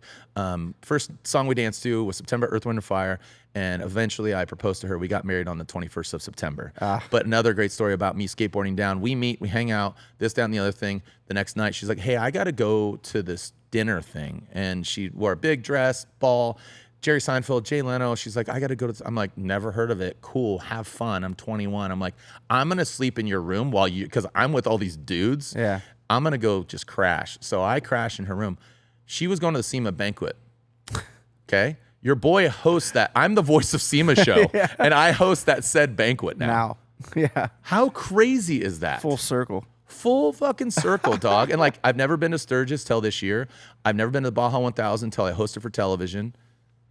I'm absolutely blessed. And again, it's because of I try to be consistent, try to be loving, try to be caring. I try. I'm not saying I execute. I'm imperfect just like everybody else. Mm-hmm. But just having this conversation with you is enlightening on a level of affirmation of being surrounded by great people. Yeah. I mean, you are. And that always, it boggles my mind when I see your throwback images and stuff of all the people you've met over the course of your career and how many, it's not even just the famous people. It's just the wealth of people that you've been able to interact with and create friendships with. You're an easy guy to befriend because you're very cordial and easy to like.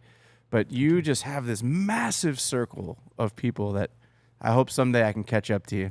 It's not a competition. It's not a competition, and it's you're part of that circle. And that's a blessing in itself to admire. And absolutely, I think you and I do that. You and I do that more than probably anybody else of my friend group. I mean, my buddy Keith, we've become fast friends over the years. The guy I was talking about, Sarlos. Yeah. But Chris Forsberg and I, we, go into your Instagram, who you send the funniest videos to, right? Chris is probably my number one. Chris and Keith, they're number ones right now, to be quite honest. But verbalize it. Tell your friend you love them. Yeah. Check on your homies. Yeah. Just make sure they're okay. Because it's and Robin Williams had a disease. He had a disease, and unfortunately, Dave Mirra suffered from CTE. Yeah. He banged his head too much. That was unfortunate. But check on your homies, and it's kind of the sad clown syndrome sometimes. Yeah. I deal with shit. I have my lows, but the darkness makes the colors that much more vivid. Yeah, for sure. That's profound. You've traveled all over the world with motorsports. Is there a car culture or scene that really left a lasting impression on you? New Zealand, done. Really? That easy? Yeah, I mean, just that. I mean, it's like golfing for me, and sorry, this analogy might be lost on people, but it's not just about the sport. It's not just about the dumb little ball. And again, back to Robin Williams, he has a funny whole skit. Little ball, you hit it in this hole. How big? It's this big, and like stupid thing. But golf isn't just about the sport. It's not. Some people wouldn't even consider a sport. It's about the playing field, the experience, the people you're with, how you look at it. Are you walking? Are you karting? People that meet you when you go play and pay somebody to get abused. Car culture is about the environment, the racetrack, the builds, the uniqueness, the things. Wow, I've never seen that before. It's like it's like old school, It's like maybe it's cotton, satin. Maybe it's something I've never seen before, right? When he's in counseling. I think it's the. Hold on. That was good. Cut that out. Good. Leave it in. Leave it in. I think it's the uniqueness, and we're write the script. We'll do it live. He's gonna have to detail my levels. I apologize. Nah, it's all right. The uniqueness of the cars, the builds, and the people. And I really love New Zealand. I would move there yesterday. Really? I love it, dude. I did not know you felt that way. I mean, I've been there with you twice, I think, at this point. But we did South Island, dog. We did Queenstown. Which I've traveled quite a bit, not as much as you, but I think South Island is one of the most beautiful places I've ever been. And don't tell anybody. Nah. Don't tell anybody. It's well, hideous. I was there with Steph was there and the kids. Steph and the kids were there. Too, 2019, and that man, that is my favorite trip of all time. And you were there. That's so cool. How crazy is that? Yeah, you were there. I was just thumbing through pictures of that the other day. And, we did the jet boat. We went bungee jumping, or dude, we did zip lining. Jet boat. 360 jet boat shit, dude. Okay, we even got the trains firing off. You got a tattoo there too, didn't you? Yeah, I got Fanu. Yeah, Fanu. I butchered it. I apologize. I get correct all the time. Fano. I butcher it, but it's WHANAU. It's Māori. That's Māori. Māori for family. I thought that's how it's pronounced. Right there. Yeah, I remember you dipped off and went and got that. Yep. That was really cool. I had some beers. I was like, I was drinking pretty heavily then. I was like, I'm going to go get a tattoo. You guys are like, go ahead. Yeah, I need my time. I think we went and got ice cream or something. You did. Dude, they love ice cream in New Zealand. Love it. Oh, the Pocono ice cream. Any lollies. Lollies and like the Pocono ice cream, you got to go. There's the two competing ice cream. Oh, this one's better. I'm like, they're the same damn thing. Mike and Tony there. It's like when you go to Connecticut and have pizza. It's either Sally's or... Yeah. That's cool, man. I definitely didn't have New Zealand on the bingo card. Where'd you think it would be? What's yours? Oh, Japan, hands down, for me. And it's only because I echo what you say, and it's the people. It's not the cars. It's not the facilities. I mean, those are cool and those are fun and neat, but the people just. And I guess I should take a step back and look at what I experienced in New Zealand, because I don't think I've ever compared them. But in Japan, man, the culture there, the people care so much about one another that it's endearing, and it's something that I wish Americans could do better. You get on a train and you see someone wearing a mask, right? And this is well before COVID happened. You went there in 04, 05, whatever. People were wearing masks on the train. I thought it was odd. Like, why are these people covering their face? And I had to ask. Oh, they're covering their face because they don't feel well, and they don't want to get others sick. In America, it would be like the other way around. Yeah, I don't give a shit. Like, if I get you sick, I don't care. COVID changed that a little bit. I think it kind of opened up some people's eyes to some things, but it's been like that in their culture forever, and they care about one another. I wish more people cared about one another here. What I think to add to that, Japanese culture is you have an idea of what to expect, and it is that it delivers. It's like somebody telling you the new Top Gun movie, the most recent iteration of Tom Cruise flying the planes and stuff. You're like, dude, it's an amazing movie, all the stuff, and it delivers. I could hype it up to you and be like, dude, the new Top Gun's pretty fire, and it does deliver. I think Japanese and Japanese culture is exactly that. You have an idea of this interesting place that has Tomorrowland, Frontierland, like Disneyland, and it has, your Harajuku, it has your different prefectures, different areas, going to Mount Fuji. It's exactly what you expect. And it's not bastardized. It's not glamorized. It just is. And the history and the respect. And also they sometimes do American culture in the purest form. Yeah. Elvis Presley, Coca-Cola, and Chevy, like they when I say the country, they do it. I mean, their lowrider scene and then Bozozuku is just the encapsulation of just this amalgamation, just coagulated into this beautiful thing that is just that is more of a caricature of American hot rodding, low riding, and this Japanese aesthetic. It's all melded into Bozozuku style. I hear you.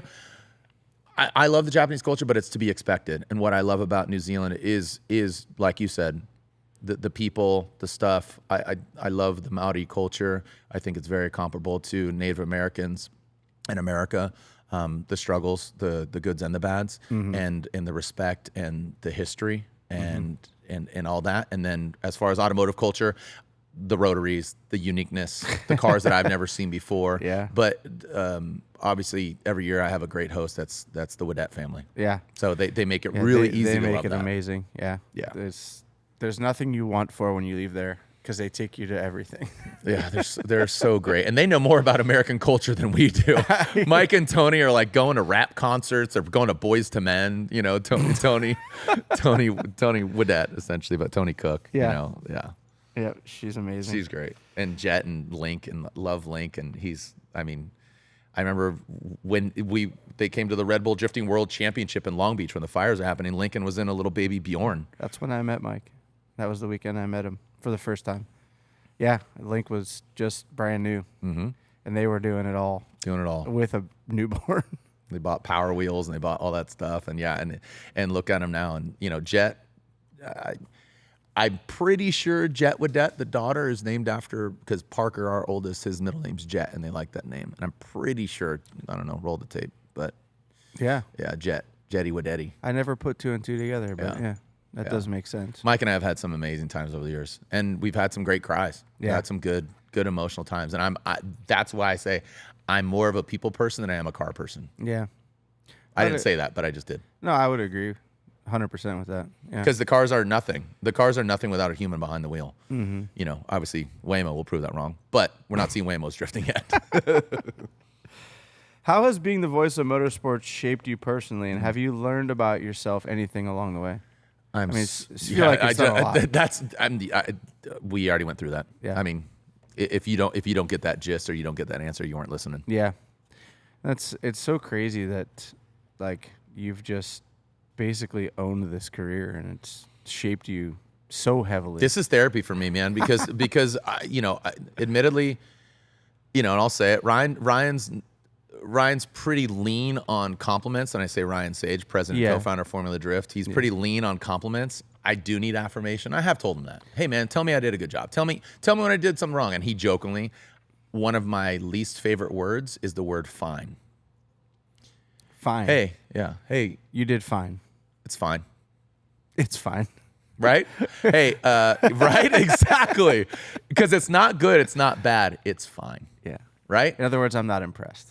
And it's not bad. It's good at best.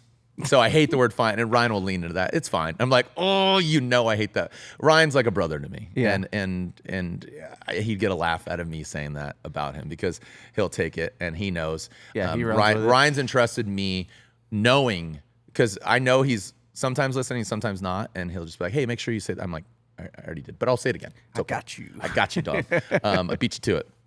Ryan is a great boss, and I've said I have to tell him, hey, take off your Take off your boss hat. I want to be your friend. Yeah. You know, Yeah. I didn't officiate his wedding, was at the wedding. Sages, and we butt heads. And he's been on record saying, he's like, I've never been more mad at somebody my entire life, but Jarod has pissed me off the most of any person ever. And I couldn't even tell you the situation or the scenario, but that's crazy. I think that's a testimonial to equally getting mad, but equally getting loved. Yeah. And I think there's something to be learned there as well. Just keeping an open mind, and just because you're friends doesn't mean you can't have disagreements and learn something from one another. Absolutely not. We're come to that. You and your lady are evolving, yeah, and if you didn't evolve, it'd be a discredit. If I was the same spiked hair, no tattoos when I met my wife. I only started getting tattooed over the last 19 years, when Parker was born. Mm-hmm. That's when I've acquired my tattoos. My body's a passport, so I've been tattooed all over the world.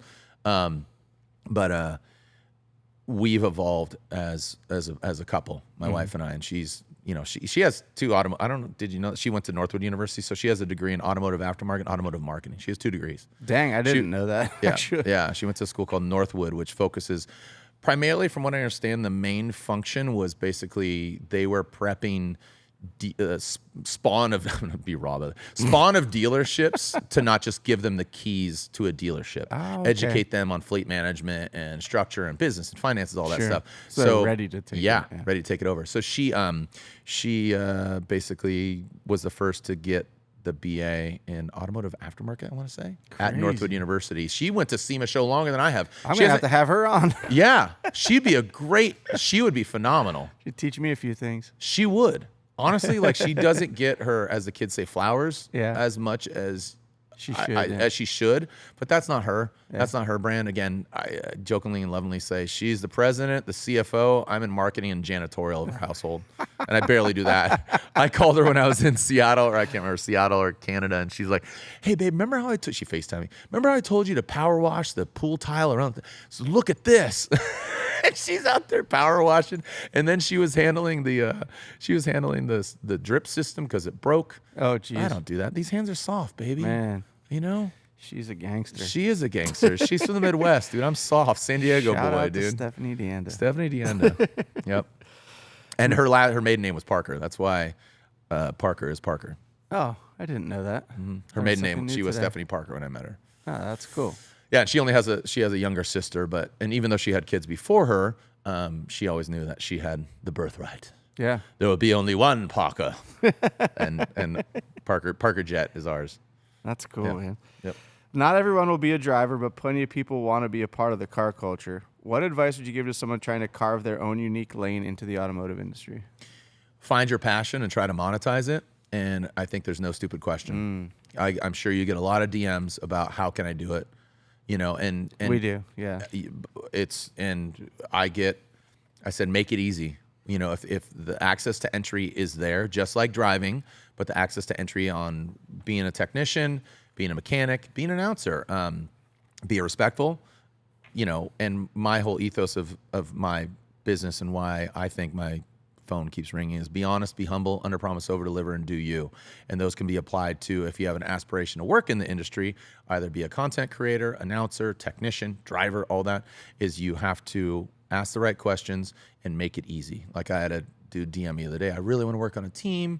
I want to do this. I said, make it simple. Make a video. Make a resume of your thing. Photographer, right? Videographer. Mm-hmm. Make that real. Let that live. Pin it to the top of the thing. Utilize your resources. Look at that. Be smarter. You know, and also if you're young and you're aspirational, you should have an advancement. Just the rate of consumption of technology. You should be making people uncomfortable on what you're doing. There's another saying, again, you said it, I'm full of puns or just analogies, but I want to be different just like all my friends. That's a case of, I'll say it again.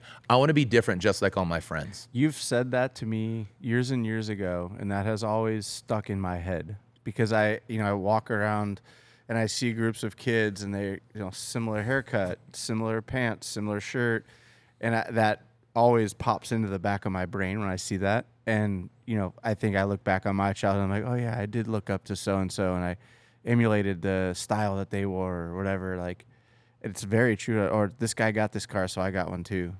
I want to be different, like all my friends. And it's just like wearing a band shirt. It's okay. You could be part of a tribe, you know, and as we go through life, we join different memberships. We're in the Drifting Club. We're in the Love Our Ladies Club. We're not in the Cat. I'm a dog guy, so we'll pass on that one. But as you go through life, you join memberships, right? Yeah. And we have memberships that align.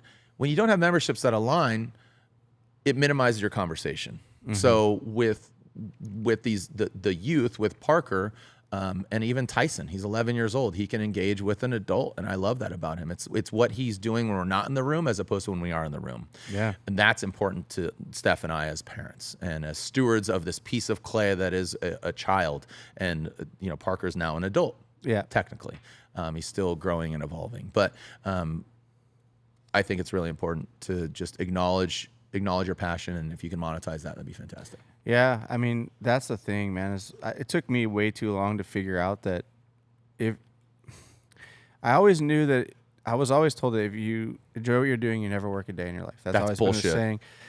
You work every day of your life. I agree. And I think that if you, like you said, if you're passionate about something and you put yourself out there, it comes eventually. Mm-hmm. And you just have to be ready to swing heavy. Yeah. And when that happens, you realize it and you need to lean into it. Yeah. And that's what we did here in this building. Like, we were all very passionate about what this was. When we started this, people had no idea what the heck we were doing. Mm. We got laughed at. We got told it wouldn't work. But we were passionate. You guys evolved the industry so much so that other people are looking at you as unit of measure, and you're like, wow, how did that happen? And and you got consumed and sold and all those things. And there's something to be said about who is building it and why, mm-hmm. and what it, right? That's what they always say. What is your why? Yeah. Yeah. What is your why? And for you, you know, you personally, you're like, I love this stuff. I want to monetize that. Yeah, I just want to build cool shit. But if you can monetize it, that's even better, you know. And obviously, you know, yeah, cool. Like I said with Rob Dyrdek, like there'll be signs, you know, and sometimes just check out. You know, I mean, dream garage for me is a Defender 110 with an LS and a GT3 that I can actually fit in. And I'm good. Like, that's it. A GT3 that we need to stretch into a limo so you can fit into it. Yeah. A little high tower from Police Academy. Rip out the back seat, but there's no back seat. But yeah, Police Academy for all the kids. I remember watching... Freeze dirtbag. I remember watching West Coast Customs. And they did like Shaq's old Mercedes-Benz or something, and they basically put the chair in the Talk about reinvention. Holy cow. Ryan Frieglinghouse and West Coast Customs. Yeah. Talk about reinvention like multiple times. Yeah, that is stayed relevant for and 30 years. Not defamation of anything that West Coast is doing, but talk about a cockroach of Pimp, you know, being West Coast Customs, Shaq being the first customer, Pimp My Ride, that kind of, you know, not exactly the best perception of car shop and customization, but then this and that, Will.i.am, Mercedes, this. I mean, he's still doing stuff. So yeah, they have a fantastic YouTube channel. I mean, I don't watch it, but I'm told that it's actually. I've heard. Well, no, I've been told that it's actually massive. Cool. Like, they've got a huge audience, and they definitely appeal to a lot of people. Yeah. I don't think they necessarily appeal to the hardcore car enthusiast, but the general car enthusiast that's on YouTube sees that and they want to watch it, and they do cool stuff. Last time I saw Ryan was when we went to Saudi Arabia. We did an event in Saudi Arabia during COVID. Wait, what kind of event did you? It was basically like Mexican food, but carne asada burritos in San Diego are amazing, best in the world. That's a question I have for you. What's you just got back from Japan? Yeah. You've been eating amazing Japanese food. I mean, you're culinarily inquisitive or experiential, right? Or no? Are you still Ohio when it comes to that? No, I don't eat a ton of seafood. Oh well, but that's just a taste. It's a texture thing. No, because I eat sushi. Oh, okay. It's just some seafoods. That's fair. I'm actually not big on cooked fish, believe it or not. I actually would prefer sushi or poke. So the question, I was just building you up to, you return back to San Diego and you're going where? What's your first meal? Oh, buddy, I'm getting Mexican somewhere. That's what that's the right answer. Or In-N-Out. Yeah, You're not an I&O guy? Okay. Just I like your opinion, but you're wrong. I'll eat it, and I don't mind it. Like, it's good.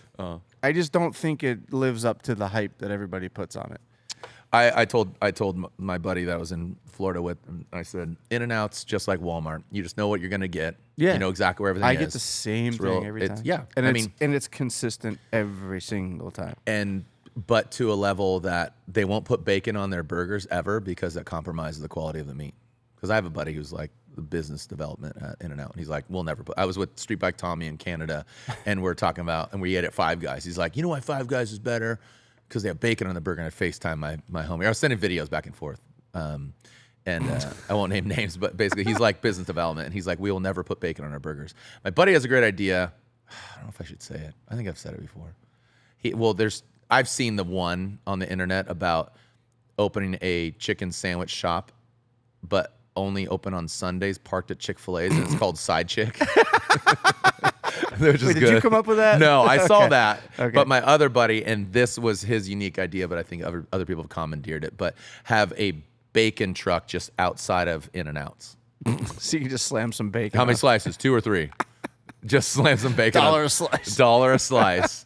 Right? And it's crazy because Chris Mady, who now used to work at K&N, AEM, where we live, because some people don't like the In-N-Out fries. I tolerate them. I think McDonald's fries are the best. And then I love the In-N-Out fries. Okay, that's good. It's just like your opinion, and it's good. How do you like them? Do you order them standard? Salt, extra salt, packets, bang. Okay, that's T-Bone. That's T-Bone's way too. Yeah, man. Extra fried is how I like them. I don't like the animal style because I got to eat them on a toilet. Same. Anyways, Wow, I just got a visual. yeah, exactly. You're sitting on the toilet eating. In-N-Out. I love In-N-Out. But where this quadrant where we live, there is a McDonald's across the street from the In-N-Out, and there's a Farmer Boys. So you can literally go In-N-Out, go to McDonald's, catch the fries. Or no, sorry. Go to In-N-Out, get the burger, get the fries at McDonald's, and go to Farmer Boys and get the side of bacon. Literally, like you could walk. And a milkshake. And a milkshake. Although In-N-Out's milkshakes are pretty They good. are pretty bomb. But again, on a toilet. So, what? We could cuss, but you can't talk about. Dude, there's kids' cuss. books You called said toilet. I know, but you're like, oh my gosh. I'm just imagining you taking a shit. That's all. God. Yeah, tell them Large Marge sent you. That has no relevance of pooping, but yeah. The face. Yeah. Oh. Yeah. Great tattoo. I've seen some amazing ones. Yeah, Side Chick and bacon truck. And again, my buddy at In-N-Out said, we will never put bacon because it compromises the quality of the meat. Yeah, I get it. I actually really love In-N-Out just because I'm told that the woman that owns all the In-N-Out franchises or the Lindsay Snyder. Yes, Lindsay Snyder is a massive motorsport fanatic. Yeah. And so I will always support that. Yeah, she bought the naming rights to Pomona. Yeah. We just went there ago. for the Fuel Fest event, Yeah. and I saw that. Yeah. And they literally had a merch truck out there selling In-N-Out stuff. Cross palm trees, the whole nine. Yeah. Yeah, they've done a good job. That's what the motorsports community needs, more businesses like that or people like that in the business world that can support. They're very exclusive in sponsorship and stuff like that. I mean, I've known them for a while. Actually, for the 20th anniversary of In-N-Out, I bought everybody with a heart. So 20th anniversary of Formula Drift. I was there. I got one. There you go. I paid for everybody to have an In-N-Out burger, and Evans Brewing provided the beer. And anybody with a Formula Drift hard card. I didn't have one, but I'm with the DJ. Just kidding. I'm with the DJ. I bought anybody In-N-Out burger, and it just came with chips, not fries. It's easier, but the In-N-Out truck came out, and then barrels of Evans Brewing from Corona, California, provided the beer. That was my 20th anniversary gift to everybody with a hard card. I just happened to be there during the trophy ceremony. You're like, hey, stick around. I'm treating everybody In-N-Out. I was like, no way. And then the truck pulls up. Of course, it smells like wonderful hamburger smell. You're like the cartoon, onions. Yeah. Pepe Le Pew. Yeah, exactly. Old guy shit. Hey, that's not old. Is that old guy? It's fucking old. Go ahead, boomer. Dude, nobody knows Pepe Le Pew. Dude, if you knew the girlfriend's name, which is so funny, Pepe Le Pew, you won't remember it. There's no way. And you probably know that. No, it's me. Yeah. What's his name? No, don't remember. Speedy Gonzalez. Oh, Speedy Gonzalez, yeah. That should be a car name of yours, I was a big Roadrunner and Wile E. Coyote fanatic back in the day. Yep. But man, Pepe Le Pew, man, he'd just go. Yeah. He would smell. What was her name? I don't know. It's like it was a French name. Yeah, and he smells her. Yeah. He just flies across the street. And then but she was a skunk. She was a cat. Yeah, and she had a always be stripe "Ugh." painted on Yeah, her. yeah. Sorry, deep cut. What was your favorite childhood cartoon? Oh man, it had to be either Voltron Can I guess another one? G.I. Joe or He-Man. Mask. Nope, don't know that one. Oh, okay. Was that Jim Carrey? No, Mask. Mask. Mask, truly outrageous. Mask. It was Mask. These are the masks. I don't Dude, think I their ever intro saw it. was fire. I'm again. writing this down so I Mask. look it up. Mask. So sick. That was one of my favorites. It was like watch it before school.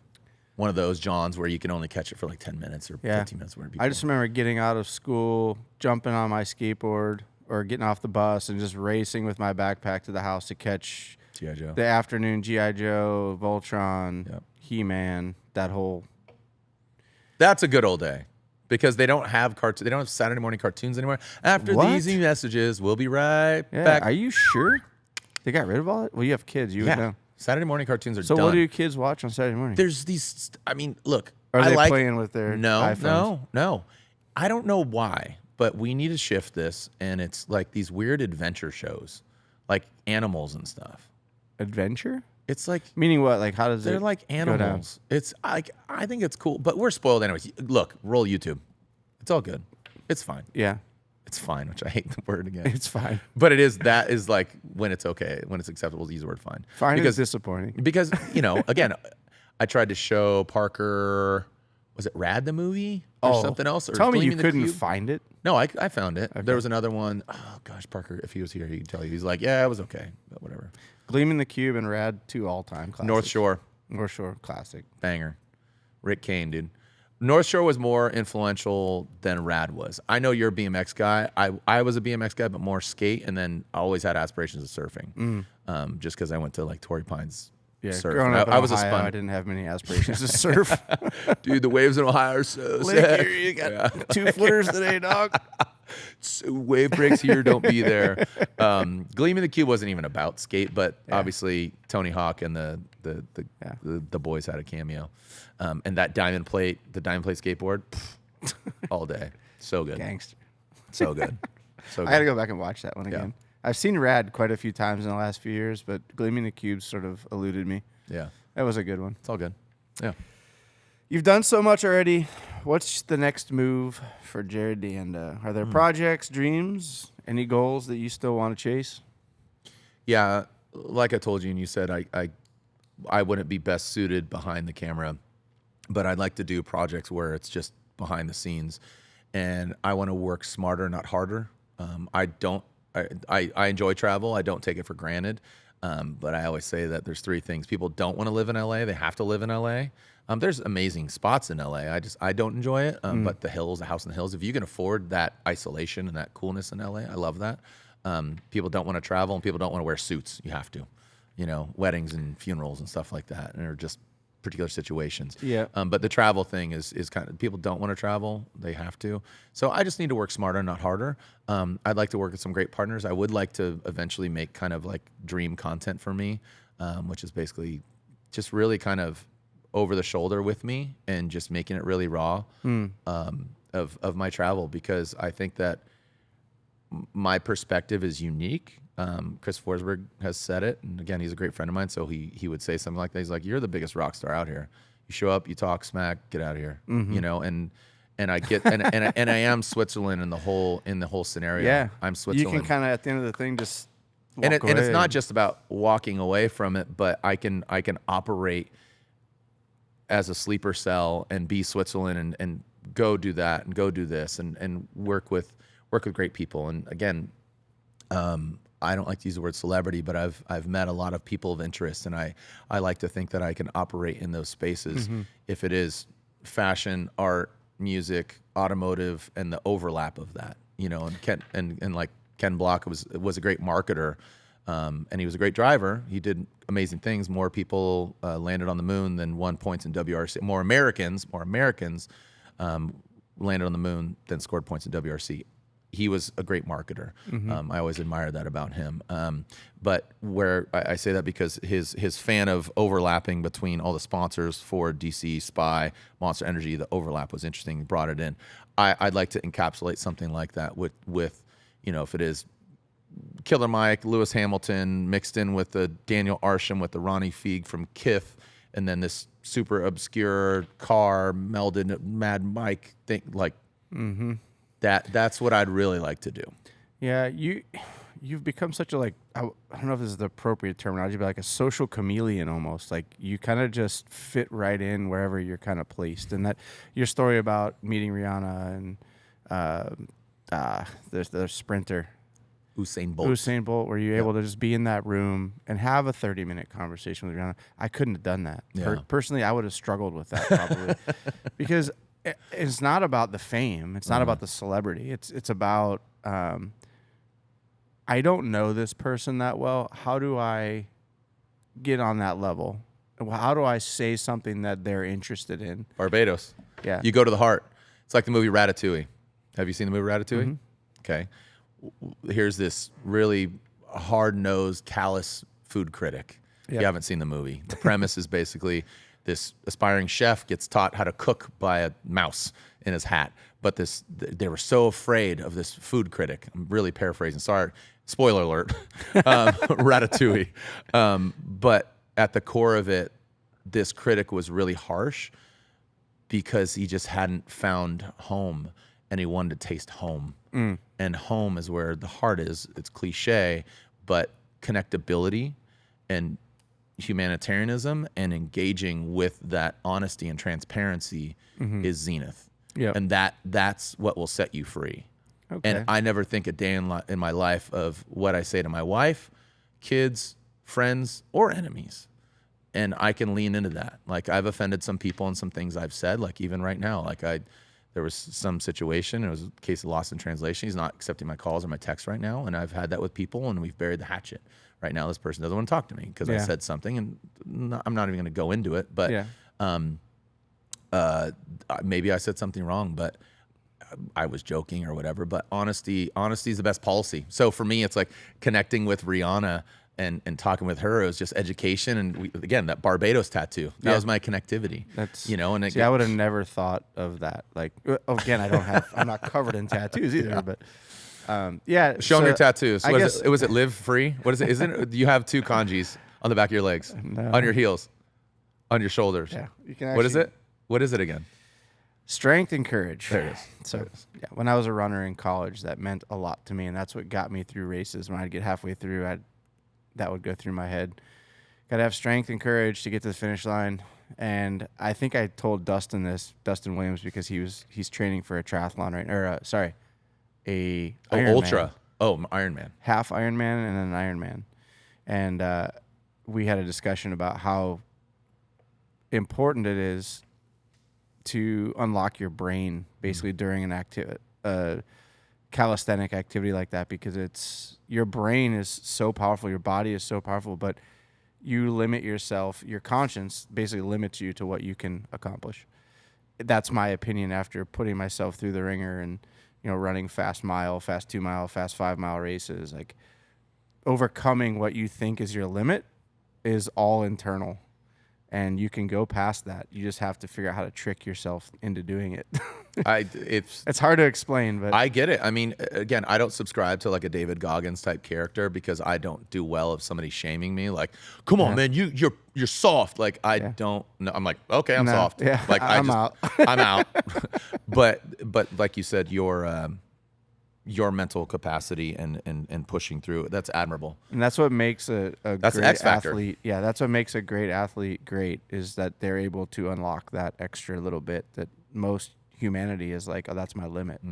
What's not, actually. You can go past that. You just have to be willing to push past it. That's the unknown. That's that X factor, man. That makes an athlete a superstar. Yeah. And of course, a lot of athletes are also very gifted. Yeah. Or they're born with that sort of intuitiveness to push past. Yep. Where a lot of us are wired differently. So, and that could be something as simple as you, again, doting on you with your, your health scare and your, degloving your thumb and stuff like that. And but there's something to be said about that. You thought you were out, and that takes the mental fortitude to be like, shit, that's my weapon. Yeah. You know, I don't know if you know the guy named Kyle. He's a tattooer. He had a terrible hand injury, and he ended up losing fingers. And on his tattooing hand. Yeah, yeah. So now he's back tattooing. He has a thumb and 2 digits, and he has to modify how he is. Wow. You know, talk about That takes some adaptation. It's like, wherewithal, what's his name in Poland that drifts with his feet? Oh, I've met him. I don't know him, but I've seen those videos. I've met him. You know, insane. I've met him, and he's mad cool. And that was at the last Gymkhana grid we ever did at Warsaw, Poland, with the Solbergs, and Daigo was there. Ken was there. That mental fortitude. It's adaptability. Nuts. The guy that drifts with his feet is insane. He's sick too. Like how he shifts with like his shoulder like wing thing. You know, and it's cool. My buddy is short stature. He's 4'3" or something like that. He's a little person, but I caddied for him. At the USGA. You posted about that. Yeah, Chaz. I saw that. He's a pirate. He's a good dude. He tattooed me. He played his best round. So we played at a track called Goose Creek Golf Course. I call them tracks. Yeah. And I let him tattoo his name on me on the flag of the goose. Anyways, out there we played the USGA Adaptive, and dudes had again short limbs. Yeah. And had these modified clubs. Fucking sticks, dude. Really? Unreal. And then Down syndrome. Spectrum, in a wheelchair, my homie Abdul, 5'10" death cheater. I was with him when he got a hole-in-one at Torrey Pines here. What? Yeah, I got a hole-in-one. It was like a 4 hybrid, and that blew up the internet. That was fun. Most people don't hit a hole-in-one in their whole ever. golf. Yeah, he has 2. What a G. Abdul's a homie. Yeah, man. I love that mental fortitude, and it makes I don't want to say soft by any means, but it makes me appreciate, and I'm so thankful to to have this conversation, because it is just affirmation of what we're doing, and I hope I gave you some growth or gave you some knowledge, because if it was just about me, I don't think I did my job, and I don't look at this interview or this podcast or just having a conversation and people happen to be listening. We're not changing our voice, or our tone. I think we're just complimenting each other, and I mean that meaning like we're complimenting each other because we can have conversation tennis. Yeah, well, these are basically conversations we've had. Absolutely. Maybe not as deep or funny shit, but I haven't talked to Abby Gettin, Vaughn's wife, in probably like 2 years. I saw her at Atlanta forever, and she texted me on the way down. No way. Yeah. Out of nowhere. She's the best. I haven't talked to her in years talk either. about seasons and what she's done, and obviously Vaughn's been on a journey. He's as on well. A ripper. He's been on a journey, and his wife Abby has seen MMA and this and that, and her exploration of enlightenment. Yeah. And Vaughn has gone on that with her, and their 2 kids, and again, just if we're not evolving, you're dying on the vine, and if you're not learning something new every day, you're dying. Not dying literally, but you're not evolving. Mm-hmm. So I'd like to think that I don't know it all, and I'd like to be a sponge and expose me and my kids and my wife to new opportunities. That's a great mindset to have. And that's me not unlocking to the degree of being an athlete, but just complementing whatever product, person, or thing or widget that I am doing, just that, complementing. Yep. Well, you do it well, buddy. Thanks, man. Is there anything you want to plug before we call this quits? Man. Instagram, obviously YouTube channel. Obviously follow Formula Drift. I have some great partners in Hot Wheels. I'm still hosting the Hot Wheels Legends, which has been really fun. You've Actually, been on that. we were asked to bring the Ferrari out to Sick. At El Segundo? The last one, yeah. Yeah, El Segundo. Yeah, that's the last I physical ran one. into the ID agency boys this weekend, and they're like, "Yo, you got to bring that Ferrari out." Sick. So yeah, you'll probably see me up there. I'll be at El Segundo, and then we host. Don't know where my wallet there one time. Shit. You got it? Yeah, you got it? Yes. I left my wallet. Yeah, left my wallet in El Segundo. Yeah, I mean, Hot Wheels, great partner. Call me. I need to make some more money and have some more fun. Yeah. I absolutely appreciate your time. I appreciate anybody that's invested into me, both emotionally, monetarily, buying some gear and stuff like that. But I just make the gear for fun. Yeah. It's just cool. Send it brand. It's not even Send It brand. Everybody's like, do you have that trademark? I should. I mean, I've been saying it for 22 years, but I don't. And I just make stuff that. So if anybody wants to buy something, where can they get it? Go can't? to senditcompany.com or something, or go to my Instagram at Jarod DeAnda, JarodDeanda, like the end of the road. Easy to find, and it'll be in the description as well. It's all good, dude.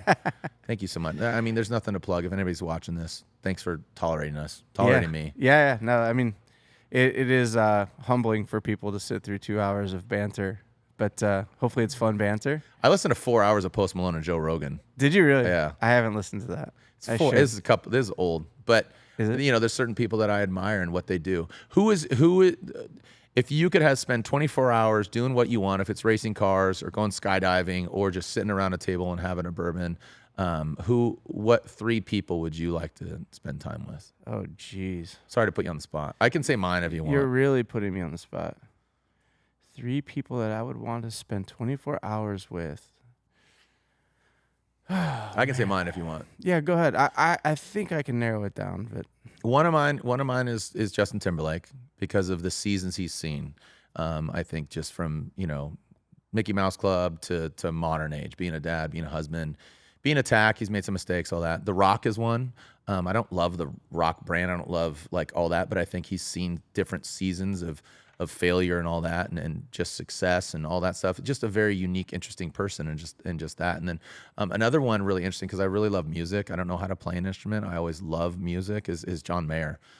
He's like a year older than me. October baby, same birthday as Bob Weir from Dead. He's crazy. just I didn't know that. Yeah, just a unique, interesting person and perspective.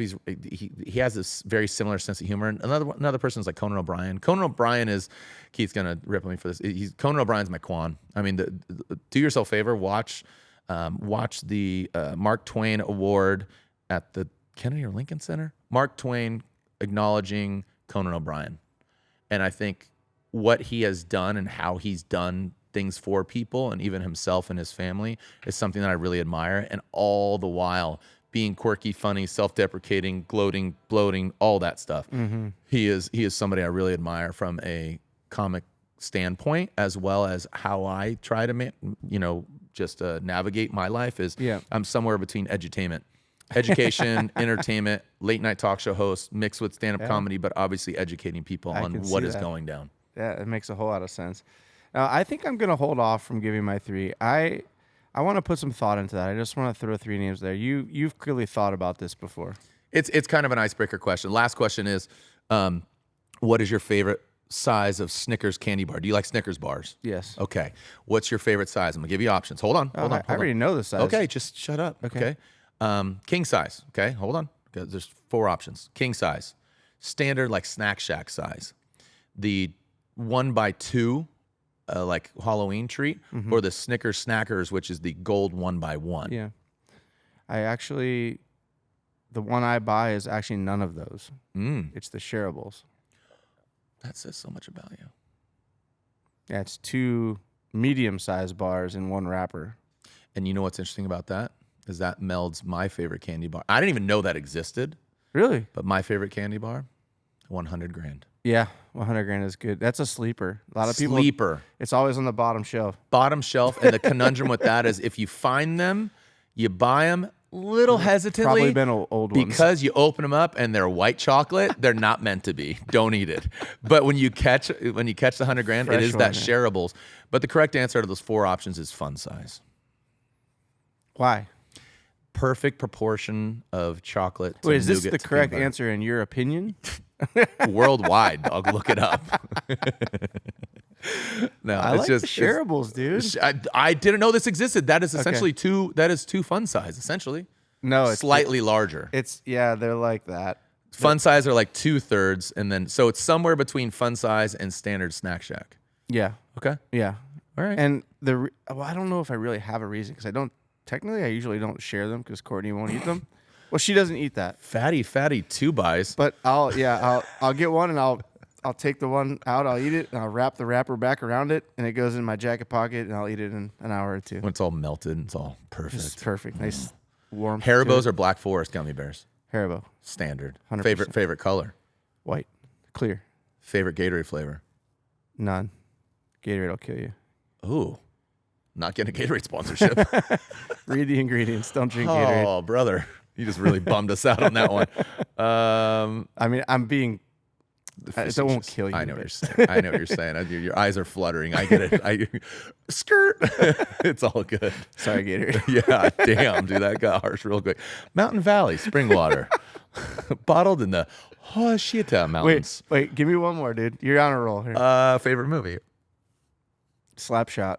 Oh, dang. That's a good one. It's the best sports movie of all time. Best sports movie. Okay, well, but non-sports. Oh, man. Probably Top Gun, dude. Favorite fast food restaurant? They're all lined up. Popeyes. Really? Yeah. That's a random. Yeah, because they make a really good chicken strip, which is actual real chicken breast, and they cook in beef tallow. Yep. So it's fast food, but I would say it's on the healthier side of fast food, if there's such a thing. Over Chick-fil-A, huh? Oh, I don't do you don't do Chick-fil-A. Chick-fil-A. If you read what's in a Chick-fil-A sandwich, man. you don't want to do that. I gotta pee. Same. Jarod, thank you so much, man. I appreciate you coming all the way down here from Riverside. Come on. I mean, it's an hour and a half, so Yeah, it's all good. thank you guys so much for tuning in. And we've got a very exciting guest coming up next week as well, so stay tuned and hit that subscribe button. We'll see you guys in the next Full Throttle Podcast.